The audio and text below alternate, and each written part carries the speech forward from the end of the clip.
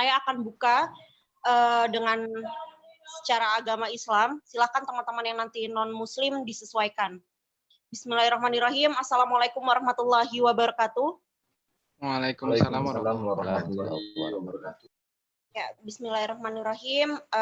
Alhamdulillahirabbil alamin wa binasta'in wa ala umurnya waddin wassalatu wassalamu ala asrofil anbiya'i mursalin wa ala alihi washabihi ajma'in amma ba'du. Pertama-tama mari kita panjatkan puji dan syukur kita kepada Allah Subhanahu wa taala yang telah memberikan kita nikmat sehat, nikmat iman, segala nikmat yang Allah berikan sehingga kita masih diberi kesempatan untuk kembali berkumpul di kajian legislatif hari ini di malam hari ini dengan keadaan yang insya Allah baik-baik saja gitu ya. Salawat serta salam tak lupa kita curahkan kepada junjungan Nabi besar kita, Nabi Muhammad SAW, kepada para sahabat-sahabatnya, para pengikutnya, kepada anak-anaknya dan istri-istrinya yang senantiasa semoga kita yang mendapatkan syafaat di akhirat kelak nanti. Untuk memulai diskusi kita pada hari ini, mari kita awali dengan membaca ta'awudz, basmalah, dan salawat. Sebelumnya perkenalkan, saya Noviana Misnanisa selaku MC pada malam hari ini, anggota MTM UNJ yang akan menemani teman-teman sekalian nanti hingga di penghujung acara. Karena tadi sudah dibuka, untuk menambah keberkahan lagi, langsung saja ada pembacaan tilawah dari Arga. Kepada Arga dipersilahkan. Ya, terima kasih Kak Sasa. Baik, insya Allah saya akan membacakan Suratul Bayyinah, surat ke-98, juz 30. A'udzu billahi minasyaitonir rajim. Bismillahirrahmanirrahim. Lam yakunil ladzina kafaru min ahlil kitabi wal musyrikina munfakkina hatta ta'tiyahumul bayyinah. Rasulun minallahi yatlu suhufan mutahharah fiha kutubun qayyimah. وَمَا تَفَرَّقَ الَّذِينَ أُوتُوا الْكِتَابَ إِلَّا مِنْ بَعْدِ مَا جَاءَتْهُمُ الْبَيِّنَةُ وَمَا أُمِرُوا إِلَّا لِيَعْبُدُوا اللَّهَ مُخْلِصِينَ لَهُ الدِّينَ حُنَفَاءَ وَيُقِيمُوا الصَّلَاةَ وَيُؤْتُوا الزَّكَاةَ وَذَلِكَ دِينُ الْقَيِّمَةِ إِنَّ الَّذِينَ كَفَرُوا مِنْ أَهْلِ الْكِتَابِ وَالْمُشْرِكِينَ فِي نَارِ جَهَنَّمَ خَالِدِينَ فِيهَا أُولَئِكَ هُمْ شَرُّ الْبَرِيَّةِ إِنَّ الَّذِينَ آمَنُوا وَعَمِلُوا الصَّالِحَاتِ أُولَئِكَ هُمْ خَيْرُ الْبَرِيَّةِ جَزَاؤُهُمْ عِندَ رَبِّهِمْ جَنَّاتُ عَدْنٍ تَجْرِي مِنْ تَحْتِهَا الْأَنْهَارُ خَالِدِينَ فِيهَا أَبَدًا رَضِيَ اللَّهُ عَنْهُمْ وَرَضُوا عَنْهُ ذَلِكَ لِمَنْ خَشِيَ رَبَّهُ Shadaqallahul azim.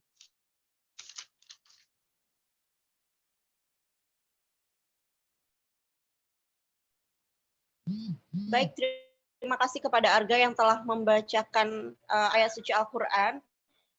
Mungkin selanjutnya kita akan menyanyikan lagu Indonesia Raya. Jadi diharapkan kepada teman-teman yang belum menyalakan kameranya, silakan dinyalakan. Mari kita di posisi terbaik ya. Kalau yang masih tidur silakan bangun, yang mungkin masih di jauh entah di mana silakan merapat. Mari kita menyanyikan lagu Indonesia Raya supaya lebih khidmat lagi. Baik, dipersilahkan.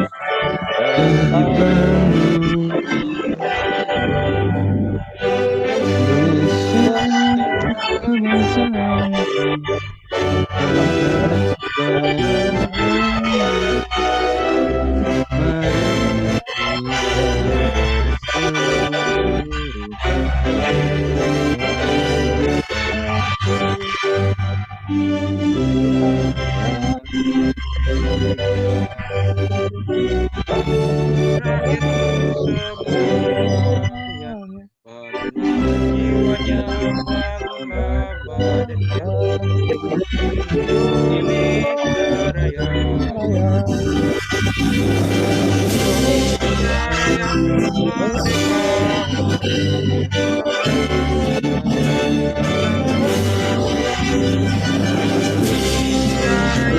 merdeka, cinta Indonesia Raya. Negara yang merdeka, merdeka, tanah kebudayaan yang cinta. Indonesia Raya, merdeka, merdeka, cinta Indonesia Raya.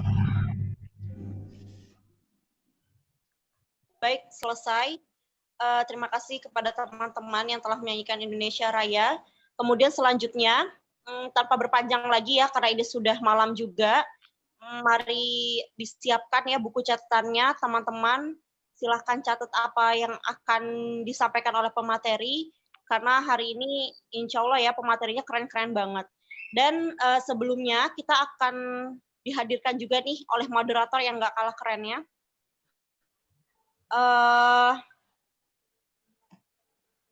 Sebelumnya, mohon maaf, ada sambutan terlebih dahulu, sambutan dari Ketua MTM UNJ. Kepada Bagas, dipersilahkan.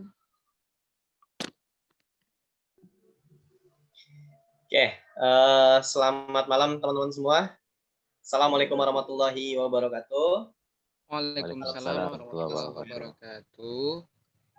Ya, alhamdulillah di malam hari ini ya kita bisa melaksanakan sebuah kajian yang insya Allah juga akan menambah pengetahuan teman-teman semua dan menambah juga terkait ilmu teman-teman semua ya. Karena terkait Undang-Undang Cipta Kerja yang sudah disahkan oleh pemerintah, sini banyak banyak hal-hal yang mungkin ini berdampak positif dan berdampak negatif gitu ya, terutama untuk perekonomian yang ada di Indonesia saat ini gitu ya.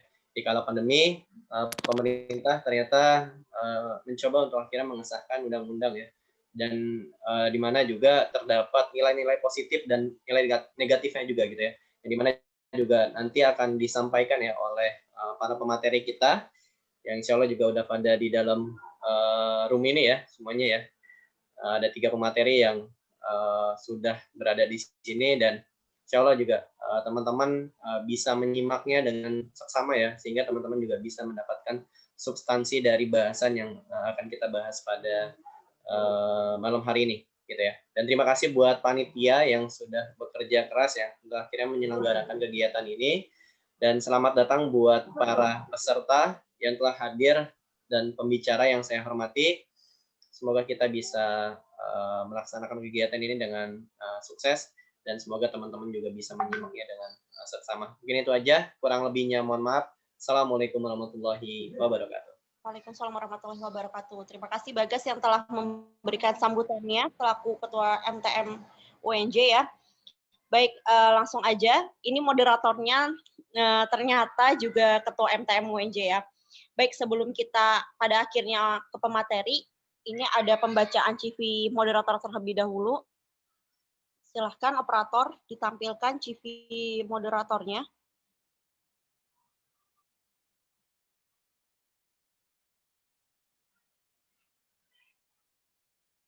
Sudah? Ada CV-nya?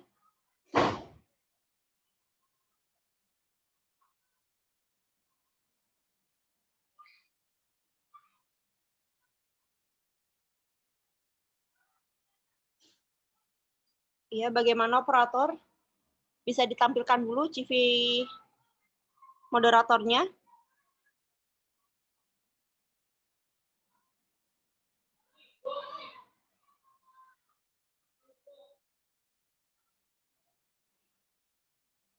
Oke.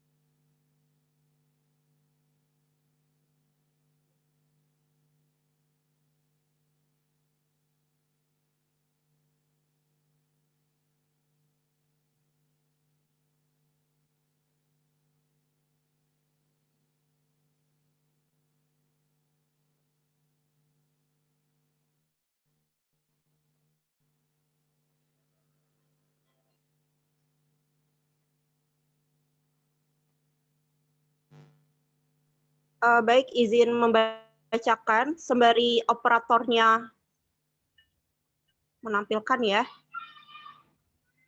Sebentar.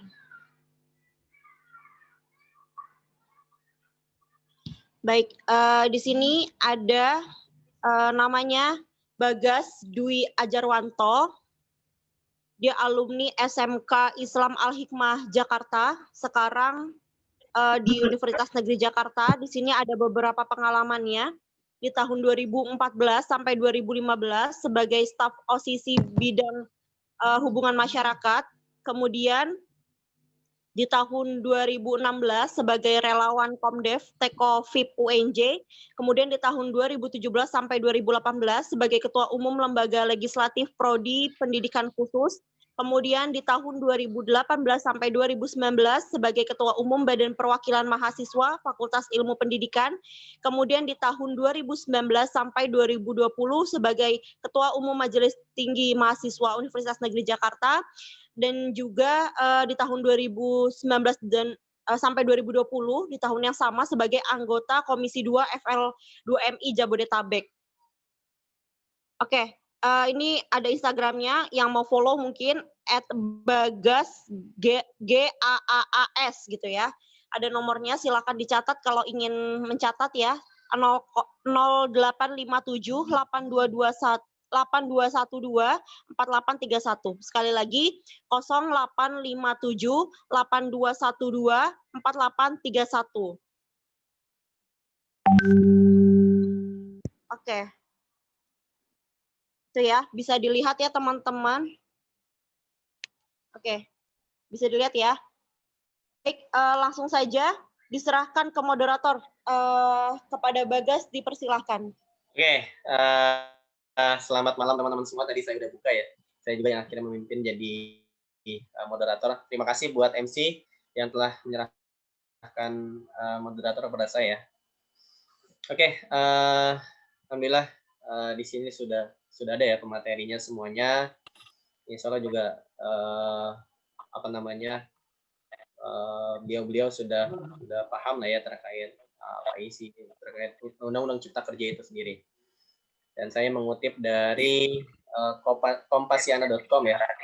Nah, jadi di kompasiana.com dia berbilang Undang-Undang Cipta Kerja ini ada sisi positif dan ada sisi negatifnya juga ya. Yang dimana memang banyak pro dan kontra ya pada masyarakat Indonesia terkait Undang-Undang Cipta Kerja ini. Dan saya membacakan sedikit terkait sisi positifnya, yaitu disampaikan oleh Menteri Koordinator Bidang Perekonomian, yaitu Erlangga Hartarto, pada publis di portal CNBC Indonesia, disebutkan bahwa banyak dampak positif dari rancangan Undang-Undang Omnibus Law atau Cipta Kerja atau Ciptaker yang akan dibahas di DPR, yaitu RUU.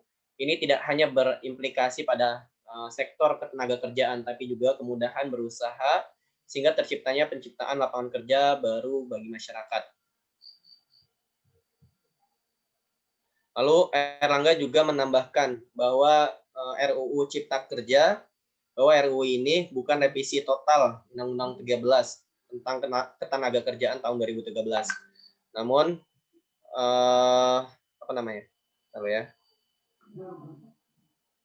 Namun disebutkan di sana juga judulnya job creation ya. Jadi strukturnya terkait ekosistem perizinan keberpihakan ke UMKM atau UKM ya. Situasi kerja yang berada dengan tahun 2013 pada saat tahun 2000-an. Saat ini sistem lebih rigid, sedangkan di tahun 2020 ini masuk ke digitalisasi revolusi industri 4.0. Itu menurut Erlangga yang dimana banyak sisi positifnya. Lalu sisi negatifnya yaitu ada dari Konfederasi Serikat Pekerja Indonesia atau KSPI menyatakan 9 alasan untuk menolak draft tersebut. Dianggap draft rancangan undang-undang atau RUU Omnibus Law Cipta Kerja yang diserahkan pemerintah pada DPR telah mereduksi kesejahteraan buruh, bukan perlindungan. Demikian disampaikan oleh Presiden KSPI Said Iqbal yang dilansir di kata data.com atau .co.id. Ada 9 alasan, di antara lain hilangnya ketentuan upah minimum di kabupaten dan kota, masalah aturan pesangon yang kualitasnya dianggap menurun dan tanpa kepastian. Omnibus Law akan membuat penggunaan tenaga kerja ahli daya semakin berat, semakin bebas. Awalnya di undang-undang itu outsourcing ya, berupa ke core bisnis, sanksi pidana bagi perusahaan yang melanggar dihapuskan, gitu ya. Kalimat aturan mengenai jam kerja yang dianggap ekspoliatif ya, karyawan dikontrak susah dianggap menjadi karyawan tetap, yaitu pengguna tenaga kerja asing atau TKA, termasuk buruh kasar yang bebas, PHK yang dipermudah, dan terakhir hilangnya jaminan sosial bagi buruh, khususnya jaminan kesehatan dan jaminan pensiun, gitu ya. Dimana kata Presiden KSPI ya, banyak ternyata kejanggalan-kejanggalan dalam Undang-Undang Cipta Kerja tersebut. Bahkan ada 9 alasan kenapa akhirnya Undang-Undang Cipta Kerja tersebut ditolak oleh para buruh, gitu ya. Oke, yang pertama saya akan membacakan CV dari pembicara kita yang pertama, yaitu sebentar ya.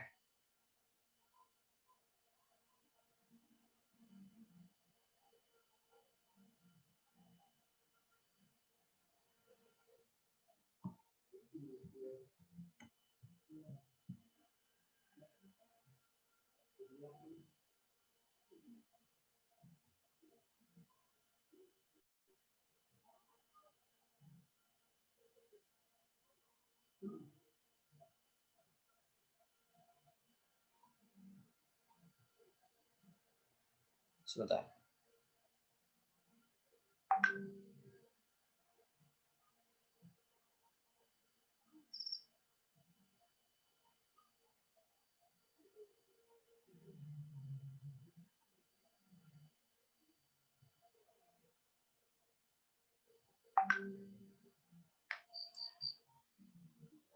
Yaitu dari Bang Sarbini ya, SOS atau MSI, yang dimana juga tempat tanggal lahirnya Tangerang, 4 Januari tahun 1971, jenis kelaminnya laki-laki, statusnya sudah menikah, agama Islam, kebangsaan Indonesia, sudah memiliki anak dan istri ya. Anaknya kurang lebih ada 3. Jenjang pendidikannya di tahun 2019 jadi sarjana S2 ya, pasca sarjana Universitas Profesor Dr. Mustopo beragama. Itu program studi Magister Ilmu Administrasi. Konsentrasi studi kebijakan publik. Lalu di tahun 1993 sampai tahun 2000, sarjana S1 Universitas 17 Agustus 1945 atau UNTAK Jakarta, Fakultas Ilmu Sosial dan Ilmu Politik, jurusan Hubungan Internasional. Lanjut aja langsung ke pengalaman kerjanya.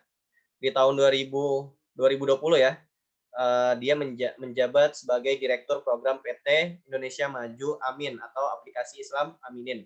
Pada tahun 2019, manajer di PT perusahaan Nusantara Selaras Abadi. Di tahun 2013 sampai 2019, Fitch Presiden PT Global Dimensi Mandiri. Dan lanjut aja pengalaman organisasinya.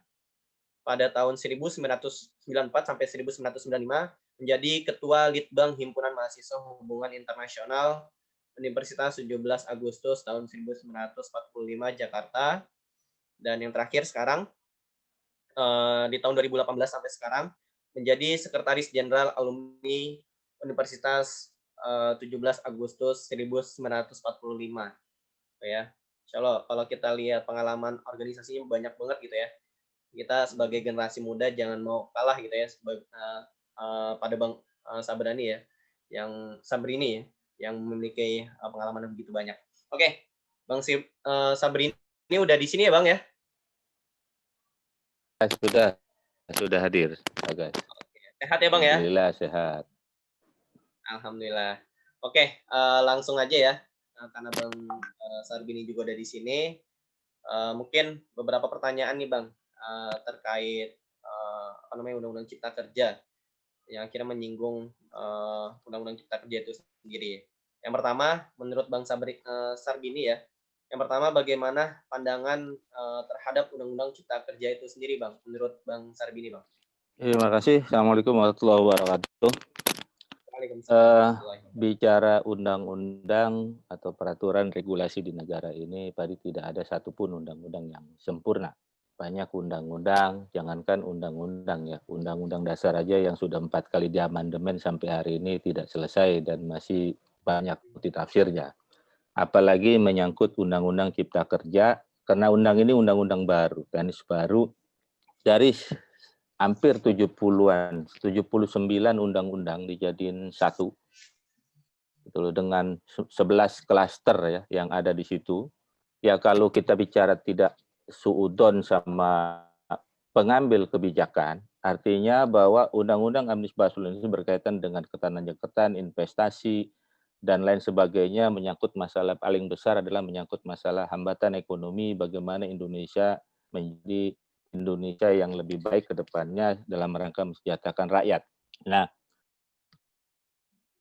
saya ingin membahas secara dalam dulu ya, bahwa paling krusial di hari ini adalah yang berkaitan dengan klaster ketenagakerjaan. Pertama itu. Yang kedua adalah berkaitan dengan lingkungan. Yaitu kalau undang-undang pendidikan kan apa yang berkaitan dengan pendidikan kan sudah dihapuskan. Saya terus terang aja, saya sampaikan kemarin ke Bagas maupun ke Saudara Henry, saya belum baca detail satu persatu, karena kalau kita baca dari 800 halaman, kalaupun kita baca 800 halaman, itu kita tidak baca 79 undang-undang sebelumnya, maka ini pemikiran kita akan terjadi confuse. Karena bicara undang-undang, ini digabungkan undang-undang antara undang-undang yang hari ini sedang menjadi polemik, dan undang-undang sebelumnya yang sudah diputuskan, ini perpaturan. Maka kalau lihat di situ bahkan pasal-pasalnya mungkin tidak runut ya. Satu hal yang berkaitan yang paling keras adalah berkaitan dengan buruh. Ini memang hal yang sulit ya buat teman-teman, kita katakan berkaitan dengan buruh. Pertama adalah kalau kita bicara filosofi negara Indonesia, makanya Soekarno itu tidak pernah mau menggunakan istilah proletar. Kalau proletar itu hasilnya buruh tidak memiliki alat produksi. Mungkin teman-teman pernah cerita suatu ketika Soekarno turun ke Bandung,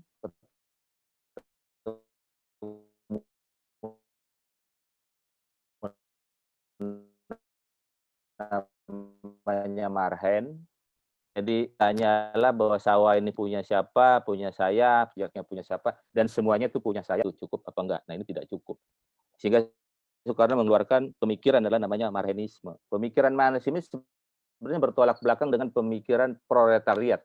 Karena proletariat itu bukan tidak menguasai atau tidak memiliki alat produksi.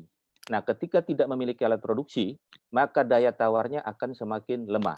Petani saja yang memiliki alat produksi atau orang-orang miliki alat produksi ketika bicara kebutuhan tidak cukup, tapi ketika menjadi daya tawar juga akan menunjukkan disitulah tugas negara. Nah, berkaitan dengan proletar, kalau kita bicara konflik yang pertama adalah yang paling keras adalah berkaitan dengan buruh, adalah bahwa negosiasi buruh dengan pengusaha ini memang hal yang dilematis. Pertama adalah kita memang harus berpihak pada buruh kita, karena walaupun gimana itu bagian dari warga negara, bagian dari komunitas kita, bagian yang harus kita bela. Tapi satu sisi, ini yang harus kita melihat dalam perspektif-perspektif yang lain. Nah, termasuk kalau kita bisa negosiasikan antara peran buruh dengan peran para pengusaha, ini yang harus dilihat.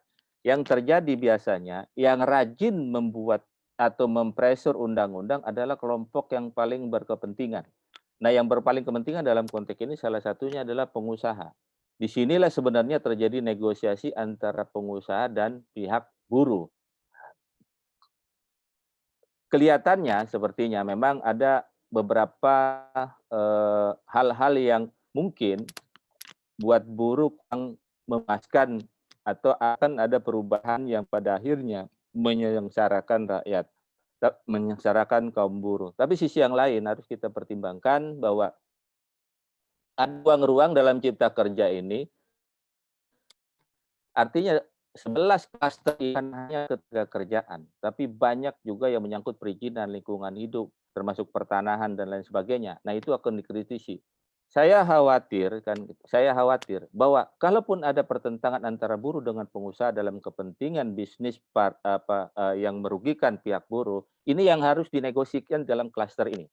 Dan waktu negosiasi sebenarnya sudah berjalan antara kelompok-kelompok serikat pekerja dengan anggota dewan. Saya tidak tahu sampai akhirnya kok sepertinya negosiasi itu tidak tuntas yang kemudian hari keluar penolakan. Ini mestinya memang pertarungan yang cukup keras yang harus teman-teman serikat pekerja ketika bertarung dengan teman-teman DPR atau regulasi atau termasuk pemerintah di dalamnya karena ada usulan pemerintah.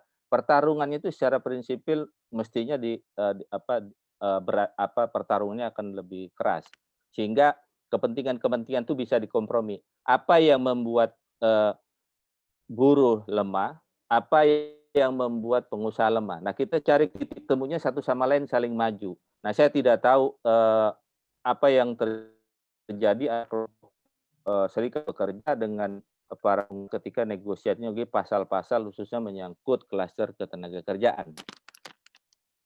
Tapi kalau saya ngelihat beberapa yang saya baca dari undang-undang Omnibus Law atau Cipta Kerja ini, ada ruang-ruang yang sebenarnya cukup positif yang kita bisa maknai untuk tolak Undang-Undang Cipta Kerja. Artinya yang kita tolak itu bukan hanya satu klaster ketenaga kerjaan, tapi 11 klaster yang lain yang tujuannya adalah itu memperbaiki kondisi atmosfer bisnis Indonesia. Salah satunya contoh kita tahu bahwa itu menjadi persoalan tersendiri bagi dunia kerja ketika mau berbisnis. Jadi kalau teman-teman seperti mau berwirausaha, mau berbisnis setelah pasca student, kan gitu loh, maka perizinan itu panjang sekali dan biayanya cukup besar. Nah, ini sudah mulai dipangkas dalam klausul-klausul undang kerja. Kalau saya salah, tolong nanti dikoreksi.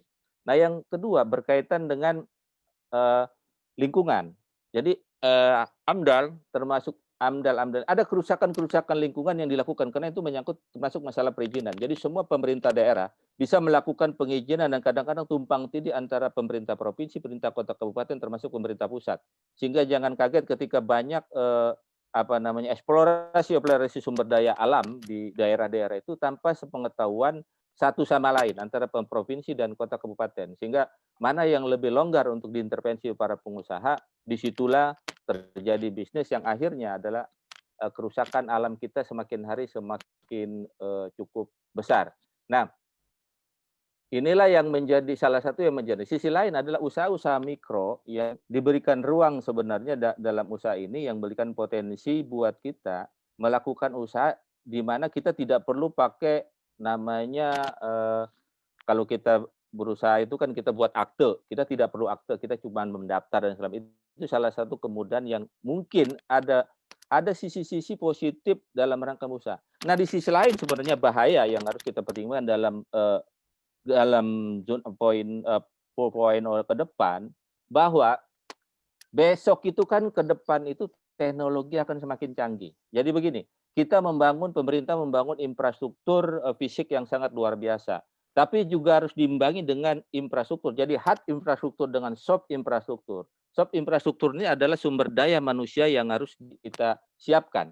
Ketika infrastruktur fisik itu sudah siapkan, sementara kita atau pemerintah kurang menyiapkan soft infrastruktur secara teknologi macam, maka yang menggunakan infrastruktur itu pasti orang-orang yang punya kemampuan modal, orang-orang yang punya sumber daya maju. Contohnya sejauh mana kita menguasai teknologi. Nah, inilah yang harus kita pikirkan. Jadi dalam ekonomi ada namanya intangible asset atau tangible asset.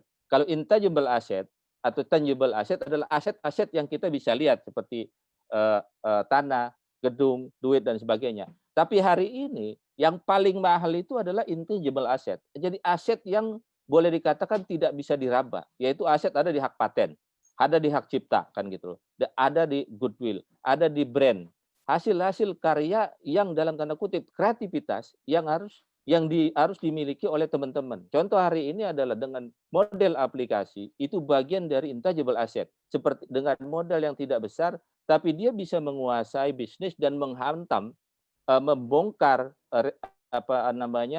supply chain dari mulai yang dulu ada kata atau mafia dari mulai petani sampai ke pasar, itu banyak klaster-klaster mafianya. Hari ini dengan teknologi aplikasi itu bisa langsung dari petani langsung ke pasar, dari peternak langsung ke pasar.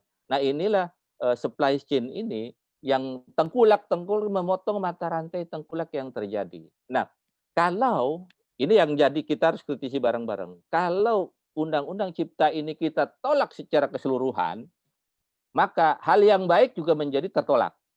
Tapi kalau kita sama-sama harus dikritisi, saya sepakat bahwa aksi dan reaksi pro kontra adalah bagian dari proses dialog bagaimana kita sama-sama harus memperbaiki. Di mana yang kurang, kita sama-sama perbaiki bareng-bareng. Di mana yang baik, kita jaga bareng-bareng. Tapi kalau dengan serta-merta kita tolak semuanya, saya khawatir bahwa ini juga ada kepentingan klaster yang lain ketika ini ditetapkan kan gitu. Maka klaster itu akan kerugiannya cukup besar sehingga dia mendorong ini dibatalkan. Nah, ketika dia mendorong dibatalkan, maka dia akan kembali ke undang-undang yang lama yang itu sangat mereka sangat enjoy dengan hal itu. Nah, inilah yang harus kita hati-hati dalam memotret undang-undang cipta kerja ini. Saya tidak dalam posisi pro dan kontra, tapi bahwa pro dan kontra dari bagian dari proses dialog, bagaimana kita harus memperbaiki undang-undang kita. Karena ini pertama kali undang-undang Omnibus Law yang ada di Indonesia, otomatis karena pertama kali pasti ada sisi kelemahan dan kekurangannya. Terima kasih. Oke deh, siap. Mantap ya tadi ya.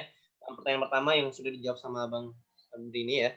Yang dimana juga ketika memang kita menolak tuntas semuanya terkait undang-undang cipta kerja ini, ternyata akan berdampak buruk juga ya, karena kan akan mengacu pada undang-undang yang sebelumnya gitu, yang dimana banyak kebebasan di sana gitu. Bahkan kalau misalkan kita lihat sisi positifnya ya, ada beberapa sisi positif yang tadi Bang Sabrini sampaikan, yaitu intinya mematikan tengkulak-tengkulak ya, ataupun mafia-mafia yang akhirnya menjadi perantara antara petani dan pemerintah gitu ya, dan akhirnya dirubah sistemnya menjadi lebih pada online gitu, dan akhirnya petani langsung memberikan mensuplai segala apapun pertaniannya langsung ke pemerintah, tidak lagi menggunakan perantara tengkulak dan segala macamnya.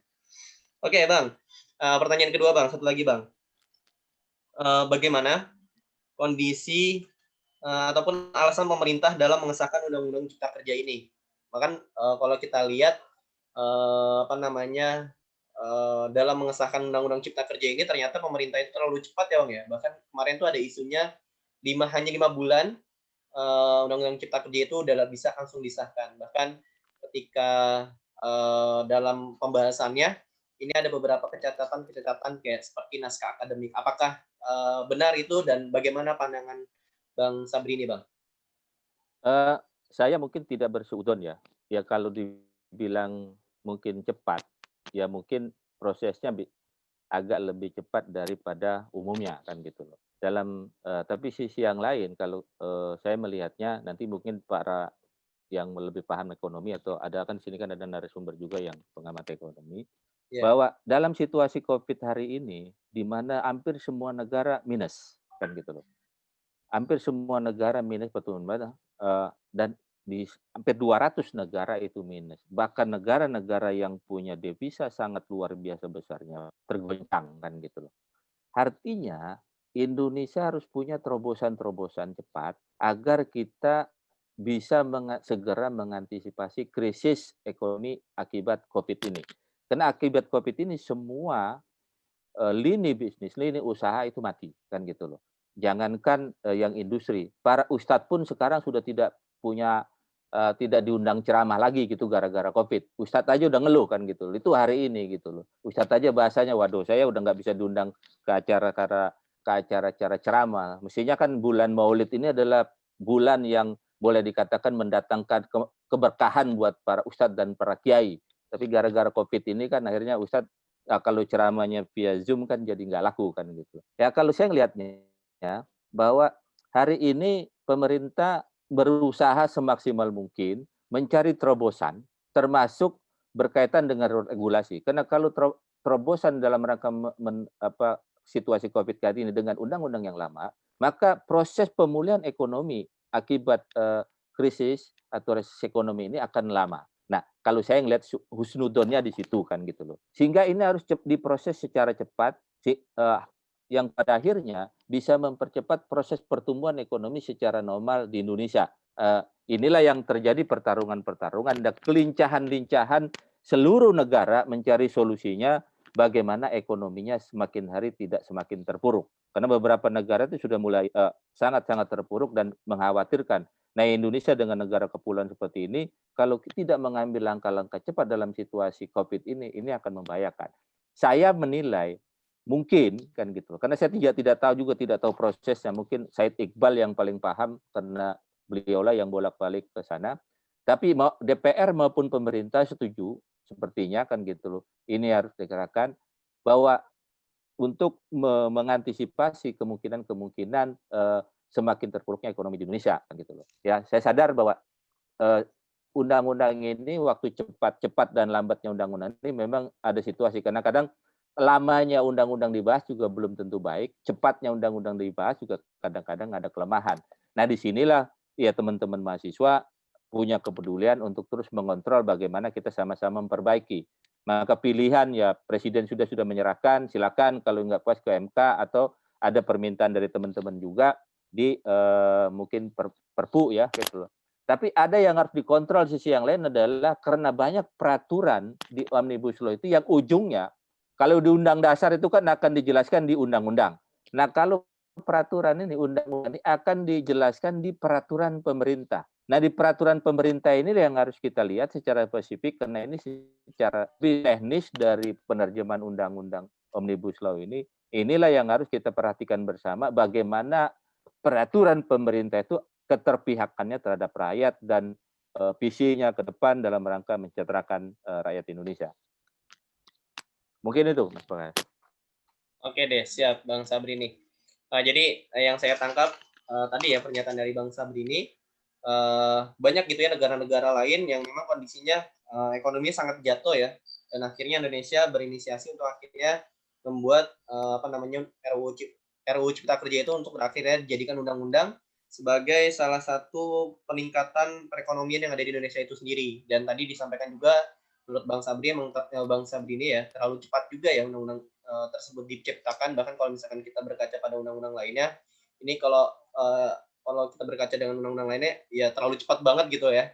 Dan akhirnya kata presiden gitu ya tadi dikutip oleh Bang Sabrini, ya udah kalau ingin teman-teman menggugat ya menggunakan jalur MK gitu. Dan ya dari kita teman-teman mahasiswa untuk akhirnya kita menimbulkan RUU ya gitu ya, untuk akhirnya bisa menghalau dari undang-undang Cipta Kerja tersebut. Oke, terima kasih Bang Sabrini pandangannya. Kita lanjut ke pandangan dari mahasiswa ya, yaitu ada Bang Remi. Bang Remi, udah ada di room ini Bang? Ada Bang Remi. Cek, masuk. Bang Bagas. Siap. Cek 1, 2, Gimana 3. kabarnya? Masuk gak? Masuk. Masuk ya. Punten nih masih di jalan. Oke deh. Maaf ya. Lagi mobil ya. Oke, Bang Remi. Ini ada beberapa pertanyaan nih, Bang. Bang Bagas. Yang pertama, menurut pandangan mahasiswa ya, karena Bang Remi juga sebagai mahasiswa, bagaimana pandangan mahasiswa terhadap Undang-Undang Cipta Kerja yang sudah disahkan oleh DPR kemarin, Bang? Oke, punten menjawab ya, sembari di jalan. Mohon maaf kalau misalkan agak risih kalau melihat kameranya. Karena kalau misalkan tadi diminta untuk nyalain kamera soalnya. Nah, untuk pendapat mahasiswa ya, saya nggak mau coba nyampein ini adalah representasi mahasiswa seluruh Indonesia, tapi yang jelas mungkin perspektif saya pribadi perihal permasalahan Undang-Undang Cipta Kerja ini kita bisa lihat dari sudut pandang formilnya terlebih dahulu. Ya, sudut pandang formilnya terlebih dahulu kalau kita tarik atau telah secara kronologis, naskah akademik yang seharusnya menjadi pencerdasan atau pengimplementasian terhadap suatu naskah yang nantinya akan menjadi pedoman di masyarakat itu sendiri, nyatanya ini dilangkahi. Bahasa dilangkahi dalam artian pemerintah ya ketika sudah ada apa, pandangan yang mengkritik segala kebijakan yang sebenarnya itu kontra terhadap Undang-Undang Cipta Kerja, ya naskah akademik itu baru dibuat. Bahasanya nggak tahu ya, mungkin dapurnya pemerintah itu sudah membuat tapi masih proses. Tapi yang jelas ketika ada kritik dari masyarakat, naskah akademiknya mana? Ini jadi pertanyaan mendasar. Ketika sudah ada pidato Joko Widodo waktu 20 Oktober tahun 2019 ketika beliau dilantik ya, 20 Oktober kemarin juga jadi momentum 1 tahun beliau kepengurusannya, tahun kepengurusan Jokowi Maruf Amin. Dan kalau kita tarik dan telaah, ya, naskah akademik itu belum diluncurkan. Bahasanya ketika ada semangat yang menggebu-gebu dari pihak pemerintah terhadap Omnibus Law Cipta Kerja, rancangan ini tidak didasari dengan implementasi yang jelas, yaitu adalah naskah akademik yang seharusnya itu diberikan dan dicerdaskan kepada masyarakat secara umum kayak gitu. Sehingga ketika ada protes di mana-mana, mana nih naskah akademiknya gitu. Nyatanya pemerintah baru memberikan itu ke DPR. Ini pun sudah satu langkah dari segi penyusunan formil yang bermasalah. Kenapa dikatakan demikian? Karena memang penyusunan untuk buat akhirnya pembuatan naskah akademik dari pemerintah yang seharusnya memang ini lebih penekanannya ke DPR nantinya ketika pas mengkaji dari naskah akademik yang akan disahkan pasal per pasalnya untuk menjadikan undang-undang. Ya, kalau kita lihat juga mungkin dari teman-teman mahasiswa selain Aliansi BEM seluruh Indonesia sudah melakukan demonstrasi pengawalan di awal mengenai Omnibus Law Cipta Kerja yang kenapa akhirnya para mahasiswa ini memprotes terhadap rancangan undang-undang ini waktu sebelum disahkan karena penyusunannya pun tidak terbuka, nggak akuntabel gitu loh. Ya, kita sudah demonstrasi dan lain-lain, maksudnya menyampaikan aspirasi di jalanan ya, parlemen jalanan, itu tidak sekalipun diundang bahasanya RDPU dari DPR itu undang itu. Ini kan jadi pertanyaan juga, mahasiswa ini dilihat kontribusinya sejauh mana sih oleh negara gitu. Padahal kita yang nantinya lulus ya menjadi alumnus dari kampus masing-masing mempunyai peran untuk kita akan kontribusi dan mengimplementasikan dari Undang-Undang Cipta Kerja ini ketika disahkan kayak gitu. Kita nggak tahu ya dilihat dari pemerintah atau negara itu melihat kondisi mahasiswa ini seperti apa gitu. Tapi yang jelas penolakan-penolakan yang terjadi nggak cuma mahasiswa doang, para NGO, LSM pun para buruh yang sebenarnya kalau teman-teman juga baca para asosiasi guru pun terkait klaster pendidikan yang sebenarnya katanya itu dihilangkan ya, yang waktu itu Aliansi BEM seluruh Indonesia juga sudah coba beraudiensi di Kemendikbud. Nyatanya Prof Nizam menyampaikan lewat PC personal chat ke aku tuh waktu pas kita habis audiensi, kita tuh beraudiensi menyampaikan klaster pendidikan yang bermasalah. Yaitu salah satu poinnya adalah ketika memang investasi pendidikan itu didasari dengan semangat hanya fokus kepada investasi investasi asing dan juga investasi yang itu menguntungkan para pemegang saham yang tinggi kayak gitu. Sedangkan kalau kita ngelihat dari semangat pendidikan, ya nggak usah jauh-jauh semangat pendidikan Ki Hajar Dewantara lah. Tapi kita ngelihat semangat pendidikan di negara kita, yang seharusnya itu adalah hak untuk seluruh masyarakat atau seluruh anak di Indonesia itu mengenyam pendidikan. Itu kewajiban negara. Dalam undang-undang itu sudah diatur gitu. Nah, permasalahannya semangat ini yang sebenarnya menjadi permasalahan ketika klaster pendidikan yang katanya dihapus, tetapi pasal-pasal yang masih ada itu disisipkan dengan pasal yang lain. Nah, ini asosiasi guru pun juga mempertanyakan hal ini. Ini menjadi permasalahan dalam bisa dikatakan itu masuk substansi ya. Tetapi yang saya tekankan sebenarnya permasalahan penyusunan formil yang tadinya kalau secara kronologis dari naskah akademik yang bermasalah ya, dari ketika pas kita baca penyusunan pun seakan-akan tertutup. Kalau teman-teman baca polemiknya juga ya kronologis dan kita bisa telaah bersama-sama bahwasanya Panja dan juga Satgas yang mengawali ini itu bisa lihat lah latar belakang mereka pun juga latar belakang pengusaha, investor dan lain-lain. Ya kalau teman-teman lihat. Dan ketika pas buruh itu bergejolak juga gerakannya, ini pas buruh pada demonstrasi di mana-mana segala macam, ini baru diajak sama pemerintah untuk masuk ke dalam Satgas. Ya, ada yang Satgas Kemenaker, ada yang Satgas satu lagi lupa saya itu. Ya, 2 Satgas yang sebenarnya itu menjadi fokus pemerintah untuk dalam tanda kutip ya mengadopsi atau mendengarkan aspirasi para masyarakat yang menolak Undang-Undang Cipta Kerja ini. Sebenarnya kalau kita lihat udah terlanjur kecewa juga gitu kalau kita lihat. Ya, dan penyusunan formilnya nggak dilibatkan dari awal. Makanya kalau kita bisa pelajari, pemerintah nih seperti kayak melempar sesuatu, melempar umpan. Apakah kalau misalkan kita nyusun formil kayak gini, masyarakat itu nggak protes. Padahal kalau kita lihat mahasiswa pun ya kita udah gerak bukan karena memang buruh itu menolak, tapi kan yang dimaksud tadi yang disampaikan oleh pemateri sebelumnya Pak Sabini, bahwasannya kita ada 11 klaster 11 klaster yang di dalamnya itu terdapat di Undang-Undang Cipta Kerja. Nah, sebenarnya permasalahan kita nggak cuma ngomongin soal ketenagakerjaan aja. Tadi udah sempat disinggung masalah lingkungan juga, ya masalah pendidikan yang mungkin nggak masuk ke dalam pendidikan, tapi masuknya nanti ke arah klaster investasi dan yang lain.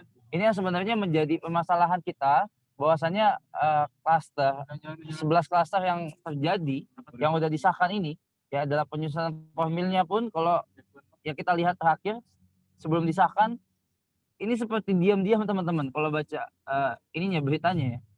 Awalnya itu ada ada wacana publik disahkan di paripurna di tingkat 2 itu.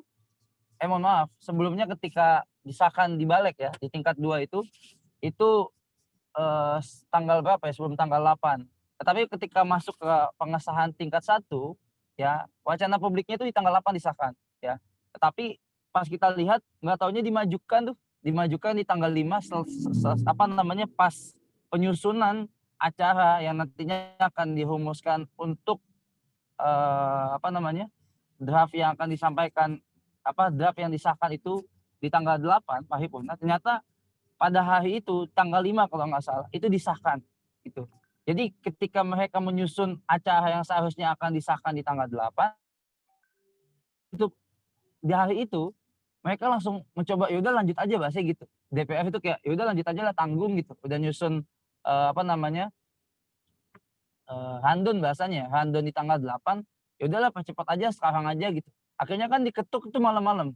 Karena proses pengesahan yang terburu-buru yang biasanya itu menggocek masyarakat yang seharusnya bisa menyampaikan aspirasi secara langsung, tetapi akhirnya dikebut secara tiba-tiba oleh pemerintah dan juga DPR. Entah ini bisa dibilang ya kenapa gitu bahasanya, kenapa harus dipercepat gitu kan, menjadi pertanyaan bagi kita semua. Ya toh juga kalau misalkan di tanggal 8 itu juga bisa disahkan kan gitu. Tapi yang kita bisa analisis jawaban dari perwakilan DPR, jawabannya ya normatif.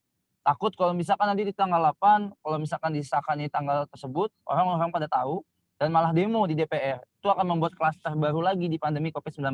Padahal ketika disahkannya itu terburu-buru sampai akhirnya kita nggak tahu itu dimajukan, ini malah membuat hati masyarakat Indonesia ini kecewa, sakit hati gitu. Ini malah makin semuanya itu ngerasa ya udahlah mau gimana lagi, udah sakit hati, akhirnya demonstrasi di mana-mana.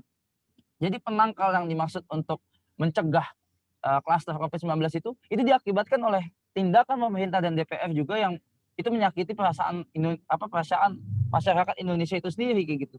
Jadi kalau misalkan ditanya kontra narasinya, ini kita bisa membantah 100%. Ya pemerintah dan DPR yang membuat klaster COVID-19 ini ya melonjak. Karena apa?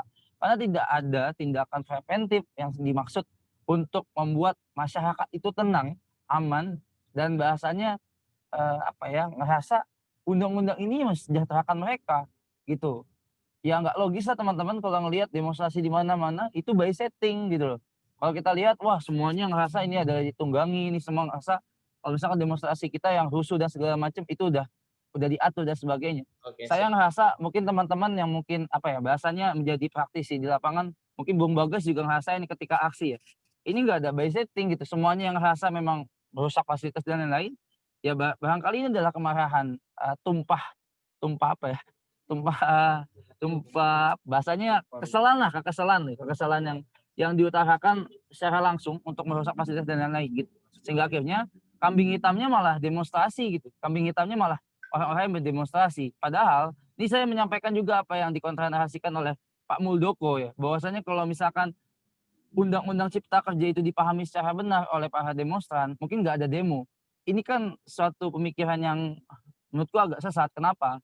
Karena kalau misalkan kita bisa baca, sebenarnya kalau misalkan pemerintah ini adalah penanggung jawab negara ini, seharusnya mereka bilang, ya, ketika pemerintah tidak mampu untuk akhirnya menyampaikan informasi secara jelas, menyampaikan komunikasi publiknya kepada masyarakat juga secara rinci, mungkin nggak ada demonstrasi. Itu yang sebenarnya saya sampaikan, Oke deh. bahwasanya melawan kontra narasi dari pihak pemerintah. Mungkin itu Bung Bagas, mohon maaf nih Oke kepanjangan. deh. Siap Bang Remi. Tadi lupa untuk ngebacain CV-nya dari Bang Remi itu sendiri ya.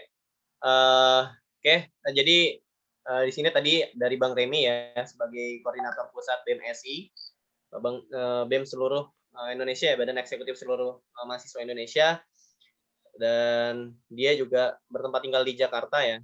Memiliki hobi futsal, membaca, menulis, dan bercita-cita menjadi penulis dan pengusaha sukses gitu ya. Kontak personnya dan nomor HP-nya ya bisa dicatat, yaitu 0858 4146 4337. Lalu ada emailnya juga, yaitu Remi Hastian, ada Remi Hastian @gmail.com. Lalu ada IG-nya Remi Hastian dan ada Twitter-nya RRMI gitu ya. Dan dia memiliki pernah menjadi prestasinya memiliki medali emas lomba silat kejuruan Nuris ya, Cup. Yang kedua medali perak lomba silat kejuruan 70 on Cup, One Cup. Yang ketiga juara lomba 3 RAP genre tingkat DKI Jakarta. Dan terakhir dia menjadi penulis ya, Abstract ISBER International Conference of Education, Humanities, Business, Economy, Social Science, dan Manajemen atau ESBM. Dan edukasinya ya, pendidikannya, pendidikan formalnya terakhir di SMKN 50 Jakarta pada tahun 2013 sampai 2016, dan saat ini beliau menjadi mahasiswa di Universitas Negeri Jakarta. Non formalnya menjadi ini ya, Bimbel Nur Ikri, Ponpes Sulamaniyah United Islamic Cultural Center of Indonesia atau UICCI, dan organisasinya banyak banget dia. Menjadi kepala bidang sosial remaja atau Masjid Raya Al Azhar, dan terakhir sekarang menjadi ketua BEM Universitas Negeri Jakarta dan koordinator pusat BEM seluruh Indonesia. Tadi yang disampaikan sama Bang Remi ya, ternyata di dalam beberapa kecatatan baik itu secara struktur ya ataupun secara naskah, yang dimana cacat formil ya, yang akhirnya kemarin itu tidak ada naskah akademiknya sebelum akhirnya itu disahkan. Bahkan naskah akademiknya tadi yang sempat Bung Remi sampaikan ini berubah-berubah gitu ya banyaknya, dan akhirnya sampai saat ini pun juga kejelasan dari naskah akademik itu juga masih dipertanyakan. Dan kurang terbukanya ya pengesahan terkait Undang-Undang Cipta Kerja itu pada masyarakat, sehingga masyarakat banyak yang mengira Undang-Undang Cipta Kerja itu disahkannya pada tanggal 8, ternyata dipercepat sampai tanggal 5 gitu ya. Dan beberapa kejanggalan lagi, yaitu Satgas yang dimana didominasikan oleh para pengusaha, dan akhirnya masyarakat ataupun mahasiswa beranggapan bahwasanya di sana memiliki ada kepentingan pengusaha, yang akhirnya pengusaha itu mudah untuk akhirnya membuka usaha dan segala macamnya. Oke, pertanyaan kedua Bang Remi, bagaimana solusi dari mahasiswa terkait substansi pada Undang-Undang Cipta Kerja tersebut? Apakah mahasiswa menolak segalanya atau memang ada beberapa substansi dari Undang-Undang Cipta Kerja itu yang harus dihapus dan dirubah? Oke. Baik, pertanyaannya mungkin kalau misalkan nanti jawabannya itu berbeda dari materi yang lain, ini bagian dari ini ya, dialektika yang harus kita hargai gitu, ketika memang ada perbedaan pendapat. Dan kalau kita bicara soal Omnibus Law, itu kan suatu instrumen instrumen hukum yang bisa kita acu buat menjadi pedoman kita ke depan. Kalau kita berbicara soal sistem civil law, common law, ya mungkin panjang lah ya. Tapi ibarat kata kita menyampaikan bahwasannya ya Omnibus Law itu kan memang sistem yang mengadopsinya fokusnya kepada sistem hukum yang common law gitu. Negara-negara yang mungkin mengacunya ke sistem itu. Sedangkan negara kita kan lebih ke arah pedomannya hierarkis ya, yaitu civil law. Jadi berbicara soal kebijakan hukum yang berjenjang gitu. Nah, berbicara soal Omnibus Law juga, ini kan suatu instrumen atau alat yang bisa kita gunakan. Ya, pilihan sebenarnya. Presiden Joko Widodo sebenarnya ya Presiden Joko Widodo yang saya hormati dan juga kita banggakan semua. Ya, beliau menyampaikan untuk memaksakan dalam tanda kutip ya narasi ini ketika melihat negara ini adalah negara yang mengadopsi bukan dari sistem common law itu sendiri. Ya nggak masalah sebenarnya. Ini adalah instrumen. Ya, makanya kalau kita coba sampaikan untuk narasinya itu menolak Omnibus Law itu lebih ke arah propaganda aja. Propaganda kalau misalkan yang kita maksud yaitu adalah Undang-Undang Cipta Kerjanya. Karena kalau kita berbicara Omnibus Law itu adalah instrumen yang mungkin bisa digunakan, bisa juga tidak dalam undang-undang. Nah, untuk dalam konteks Omnibus Law Cipta Kerja, ya pendapatku ya, ini perspektif pribadi ya, nggak mewakili teman-teman BEM seluruh Indonesia. Ya, kita kalau misalkan berbicara solusi, aku lebih sepakat bahwasannya kita kan ada undang-undang yang banyak ya. Ada Undang-Undang Nomor 13 tahun 2000 tentang Ketenagakerjaan. Ada Undang-Undang nomor berapa sih? Tentang lingkungan tahun 2009. Ada yang ingat gak teman-teman? Lupa ya. Undang-Undang nomor 9 ya. Maaf kalau misalnya salah, tapi di tahun 2009 tentang lingkungan itu sendiri. Nah, itu kan sebenarnya pengadopsian undang-undang yang dirangkum dalam Omnibus Law Cipta Kerja itu sendiri. Permasalahannya kan menjadi kompleks kalau tadi disampaikan oleh pemateri sebelumnya, ketika ada tumpang tindih peraturan yang ada di undang-undang tersebut. Ya, semuanya itu dilibat abis lah ya. Makanya kan dibilang undang-undang ini undang-undang cilaka atau undang-undang sapu jagat. Karena ya tadi proses untuk kita semuanya masyarakat ini menyesuaikan undang-undang ini bisa tersentak kaget. Karena apa? Karena ini nggak pernah ada gitu loh, nggak pernah sebelumnya ngerasain bahwasanya Omnibus Law ini adalah merupakan suatu solusi ke depan. Ya masyarakat ini masih mengadopsi ya gimana caranya kalau misalkan jadi permasalahan untuk bahasanya ya, undang-undang ini jadi solusi ke depan. Sebenarnya kalau menurutku simpelnya tuh solusinya ya wes undang-undang tentang yang fokus ke ketenagakerjaan diubah aja gitu loh. Substansinya untuk mengadopsi undang-undang di masa yang akan datang kayak gitu. Ataupun undang-undang yang lain ya, undang-undang yang mungkin fokusnya tentang lingkungan. Memang permasalahan dasarnya kan ini adalah reformasi birokrasi yang disampaikan oleh pemerintahan Jokowi Maruf Amin di periode kedua. Tetapi menurutku lagi sebenarnya bisa kok kalau kita tarik benang merahnya undang-undang mana yang sebenarnya bermasalah. Contoh misalkan di pasal 70 di ketenagakerjaan ya bermasalah dan juga tumpang tindih di pasal lingkungan misalkan, di pasal lingkungan di undang-undang tentang lingkungan di pasal sekian-sekian. Sebenarnya itu kan yang jadi masalah. Tumpang tindih itulah yang sebenarnya harus dikaji gitu loh. Kalau misalkan itu jadi permasalahan, bukan semuanya itu diadopsi dengan dengan sapu jagat itu sendiri, sehingga masalahnya makin melebar adalah kita masih belum begitu paham masyarakat nih sehingga dipaksakan gitu. Walaupun kalau kita lihat bahasanya ya pemerintah adalah pengelola negara ya mungkin akan bertanggung jawab juga ya untuk mengambil kebijakan dan juga menyesuaikan kebijakan yang sudah diambil kan gitu. Tetapi kan yang merasakan dampaknya secara langsung ini bukan mereka sebenarnya kalau kita lihat di lapangan ya, para petani, para nelayan, para guru, para masyarakat lainnya, mahasiswa dan lain-lain, mereka yang merasakan secara langsung dampak ketika undang-undang itu disahkan gitu loh. Ya, secara nggak langsung pemerintah memang merasakan, tapi kalau kita ngelihat konteks secara di lapangan, ya, ini kan kalau misalkan nanti kita berbicara soal undang-undang, ya misalkan lingkungan kalau misalkan berbicara soal AMDAL juga, ya perihal permasalahan lingkungan, ya izin lingkungan, mereka yang nantinya contoh misalkan ada suatu wilayah yang itu juga wilayah batu bara pertambangan yang jadi masalah adalah rakyat yang di situ yang dirugikan, tetapi masyarakat mungkin yang di luar itu nggak tahu gitu permasalahannya. Kenapa? Karena memang undang-undang ini itu dirasakan adalah mereka yang sebenarnya kalau kita berbicara soal lingkungan ya hanya terkena dampaknya aja gitu loh. Jadi kayak contoh misalkan orang Bogor sama orang Jakarta nih, yang kena dampak lingkungan orang Bogor. Tapi kita nggak tahu orang Jakarta kalau misalkan di wilayah terpencil di Bogor itu kena permasalahan lingkungan gitu.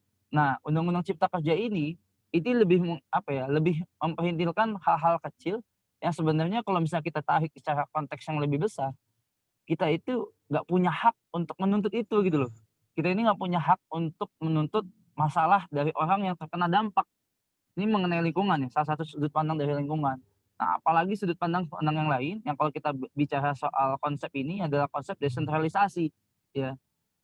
Mengambil hak otonomi daerah ya, bahasanya ya. Semua itu tadi ya secara nggak langsung presiden bisa aja tuh ACC pihak permasalahan UMKM. Bagus memang, lebih cepat memang. Lebih langsung presiden yang apa namanya tuh, yang ambil alih bahasanya gitu ataupun menteri-menteri terkait. Tapi kita kan nggak tahu nih ya Jadi solusinya kepentingan-kepentingan gimana di Bang? pusat. Ya Solusinya? solusinya tadi lebih fokus ke undang-undang, Heeh. yang sebenarnya tuh bisa kita coba apa sih namanya, nggak usah dibredel sampai disusun secara omnibus law itu sendiri Heeh. gitu. Lebih ke fokus gimana caranya undang-undang yang tadi tumpang tindih bermasalah di undang-undang Cipta Kerja atau misalkan di undang-undang tentang lingkungan. Nah, itu yang jadi permasalahan ketika pas kita ngeliat ada pasal yang tumpang tindih di antara undang-undang itu yang jadi yang dibenahi gitu loh. Itu aja sebenarnya kalau fokusku ya, ngelihat kondisi masyarakat Indonesia ini juga masih belum tercerdaskan dengan baik dengan konsep omnibus law itu sendiri. Simpelnya Oke. gitu sih. Tapi Siap. aku tadi lebih ke menjabari permasalahan omnibus law yang akhirnya berujung kepada solusi itu sendiri. Itu paling Bung Bagas. Siap. Pertanyaan satu lagi Bang ya, dijawab dengan singkat ya. Jadi bagaimana sikap mahasiswa Indonesia terhadap Undang-Undang Cipta Kerja ini? Terakhir Bang, singkat aja Bang.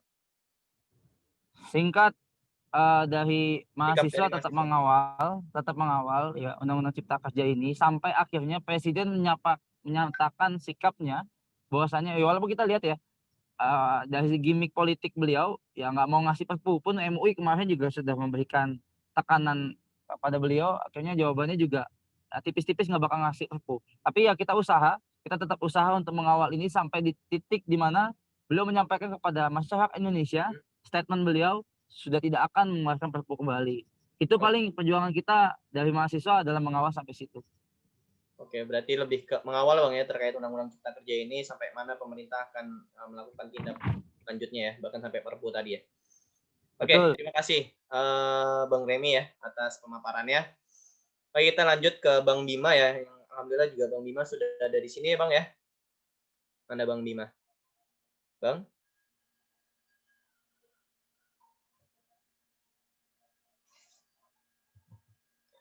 Oke, Bang Bima juga ada di sini ya tuh, udah nyalain video juga. Oke, saya bacain CV-nya. Assalamualaikum warahmatullahi wabarakatuh. Ya. Waalaikumsalam Bang. Oke, namanya Bang Bima Yudhistira Adinegara, MSc, menempuh pendidikan S1 internasional undergraduate ya, program di Fakultas Ekonomika dan Bisnis di Universitas Gadjah Mada dan master di University of Bradford, Inggris. Saat ini aktif di dalam penelitian bidang ekonomi dan keuangan di Institute for Development of Economies of Finance atau INDEF. Bang Bima juga aktif menjadi narasumber bagi media internasional, salah satunya Reuters, Bloomberg, Nikkei, NHK, dan Al Jazeera. Pada tahun 2019 juga Bang Bima tercatat sebagai milenial nomor 4 tervokal dan paling banyak dikutip media massa versi lembaga Indonesia, yaitu Indikator dengan total sebanyak 17.175 quotes. Oke Bang, langsung aja kali Bang ya. Bang Bima juga udah nyiapin yang akan dipaparin ya. Oke, pertanyaan yang pertama nih Bang. Ya. Bagaimana dampak terhadap ekonomi Indonesia sebelum dan sesudah pandemi akibat Undang-Undang Cipta Kerja nih Bang? Oke, langsung saya jawab ya. Ya Bang. Assalamualaikum warahmatullahi wabarakatuh. Selamat malam, salam hormat saya buat teman-teman UNJ. Khususnya ini ada Bung Remi ya, atau Bro Remi Hastian. Kelihatannya ini masih menjadi frontier atau garda terdepan dari perjuangan gerakan mahasiswa. Jadi saya salut sekali sama teman-teman BMSI bisa konsisten khususnya mengawal Omnibus Law Cipta Kerja. Makasih ya. banyak, Bung. Katanya mau aksi besar 28 Oktober ya. Pembina Lanjut Bro Remy. Saya senang ya ada Siap. anak muda kayak Bro Remy ini. Saya juga masih muda sebenarnya, kita seumuran kok. Oke. Oh, Jadi iya. untuk menjawab itu pertama, tidak ada negara lain yang ngurusin Omnibus Law dalam situasi pandemi COVID-19. Semuanya itu fokus pada permasalahan pandemi. Bagaimana caranya penularan ini bisa ditekan. Karena itu yang berkorelasi terhadap pertumbuhan ekonomi kita. Mulai dari Cina, Vietnam, ya ini kadang-kadang pemerintah suka pilih-pilih data. Kadang-kadang Vietnam sama Cina ini nggak ditampilin. Tiba-tiba ngeklaim Indonesia perekonomiannya salah satu yang terbaik selama masa pandemi. Jadi gimana bisa terbaik ya, ekonominya minus 5,3%. China udah plus positif 3,2% karena beres ngurusin masalah pandemi. Vietnam udah positif 0,3%. Di kuartal ketiga Vietnam udah positif 2,6%. Jadi kalau Ho Chi Minh bangkit dari kubur, dia senang lihat bagaimana pemerintahan Vietnam itu ngurusin ngurusin pandemi dengan baik ya. Sementara di Indonesia ini kalau Soekarno bangkit dari kuburnya, dia sedih dia ngelihat ini gimana nih pemerintahan hari ini kok malah ngurusin Omnibus Law, nggak mengurusin masalah kesehatan secara serius dan nggak mengurusin masalah kesejahteraan masyarakat. Yang harusnya bukan undang-undang cipta kerja yang kita butuhkan, tapi undang-undang perlindungan terhadap pekerja secara lebih spesifik. Omnibus Law nggak apa-apa. Omnibus Law ini kan persoalan menggabungkan undang-undang biar revisinya lebih ringkas. Itu memang ada polemik soal hukumnya. Tetapi harusnya yang dibutuhkan, kalaupun mau membentuk Omnibus Law, adalah Omnibus Law perlindungan terhadap pekerja. Nah ini dari perspektif ekonominya seperti itu. Bukan justru mempermudah investasi dengan menggadaikan hak-hak pekerja dan juga lingkungan hidup. Ini kesalahan fatal. Jadi saya akan jawab, kalau misalkan itu yang terjadi, sebelum adanya Omnibus Law Cipta Kerja saja, ya sebenarnya yang jadi permasalahan utama di Indonesia itu bukan sekedar masalah perizinan, tapi permasalahan korupsi. Itu nomor satu. Yang kedua, itu adalah permasalahan mahalnya biaya logistik. Jadi orang berbisnis di Indonesia ini males karena biaya logistiknya 23% dari PDB. Kemudian apa? Kita mengenal yang namanya ICOR, Incremental Capital Output Ratio. Jadi dengan investasi yang sama, output berapa yang kemudian dihasilkan.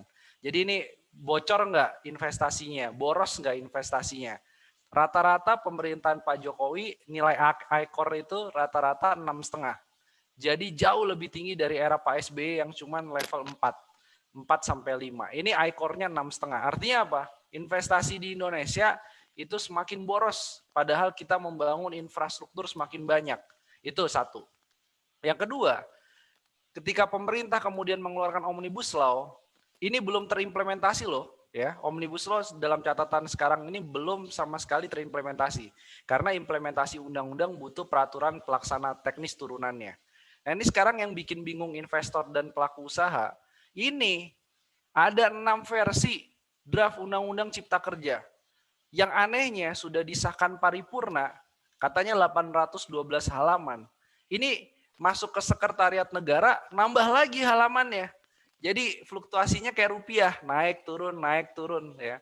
Dan diakui naskah Omnibus Law Cipta Kerja, ini berita Kamis kemarin, naskah Omnibus Law Cipta Kerja terbaru.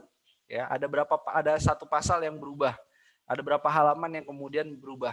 Kan kita nggak ngerti, ya. Jangankan teman-teman mahasiswa, makanya nggak apa-apa teman-teman mahasiswa terus suarakan protes, karena memang nggak benar dari proses penyusunannya.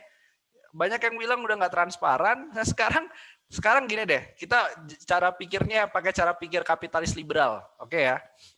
Ini saya mau membawa teman-teman berpikir secara paradigma ya, nggak usah pakai kerakyatan dan segala macam lah. Oke. Saya anggap teman-teman di sini partisipan adalah investor. Investor itu butuh kepastian hukum. Ya. Nah sekarang kalau ngelihat kayak gini, investor mau nggak masuk ke Indonesia pasca Omnibus Law ini? Prosesnya aja ini bikin enek investor. Kenapa? Karena mana yang investor mau baca ini? Ada 6 versi ini dan banyak pasal yang berubah dalam tiap versinya. ini memberikan ketidakpastian hukum.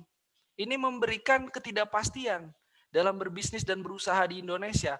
Jadi narasinya Omnibus Law untuk menyelesaikan masalah perizinan, kepastian hukum, katanya banyak tumpang tindih. Nah, Omnibus Law prosesnya saja justru menciptakan ketidakpastian.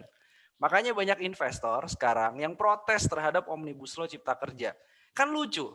Jadi teman-teman mahasiswa, ini ada satu masa, ini prediksi saya ya, ada satu masa dan masa itu mungkin sudah kita lihat hari ini, di mana di depan yang menolak kebijakan pemerintah adalah serikat pekerja, kemudian mahasiswa, tapi di situ juga ada investor.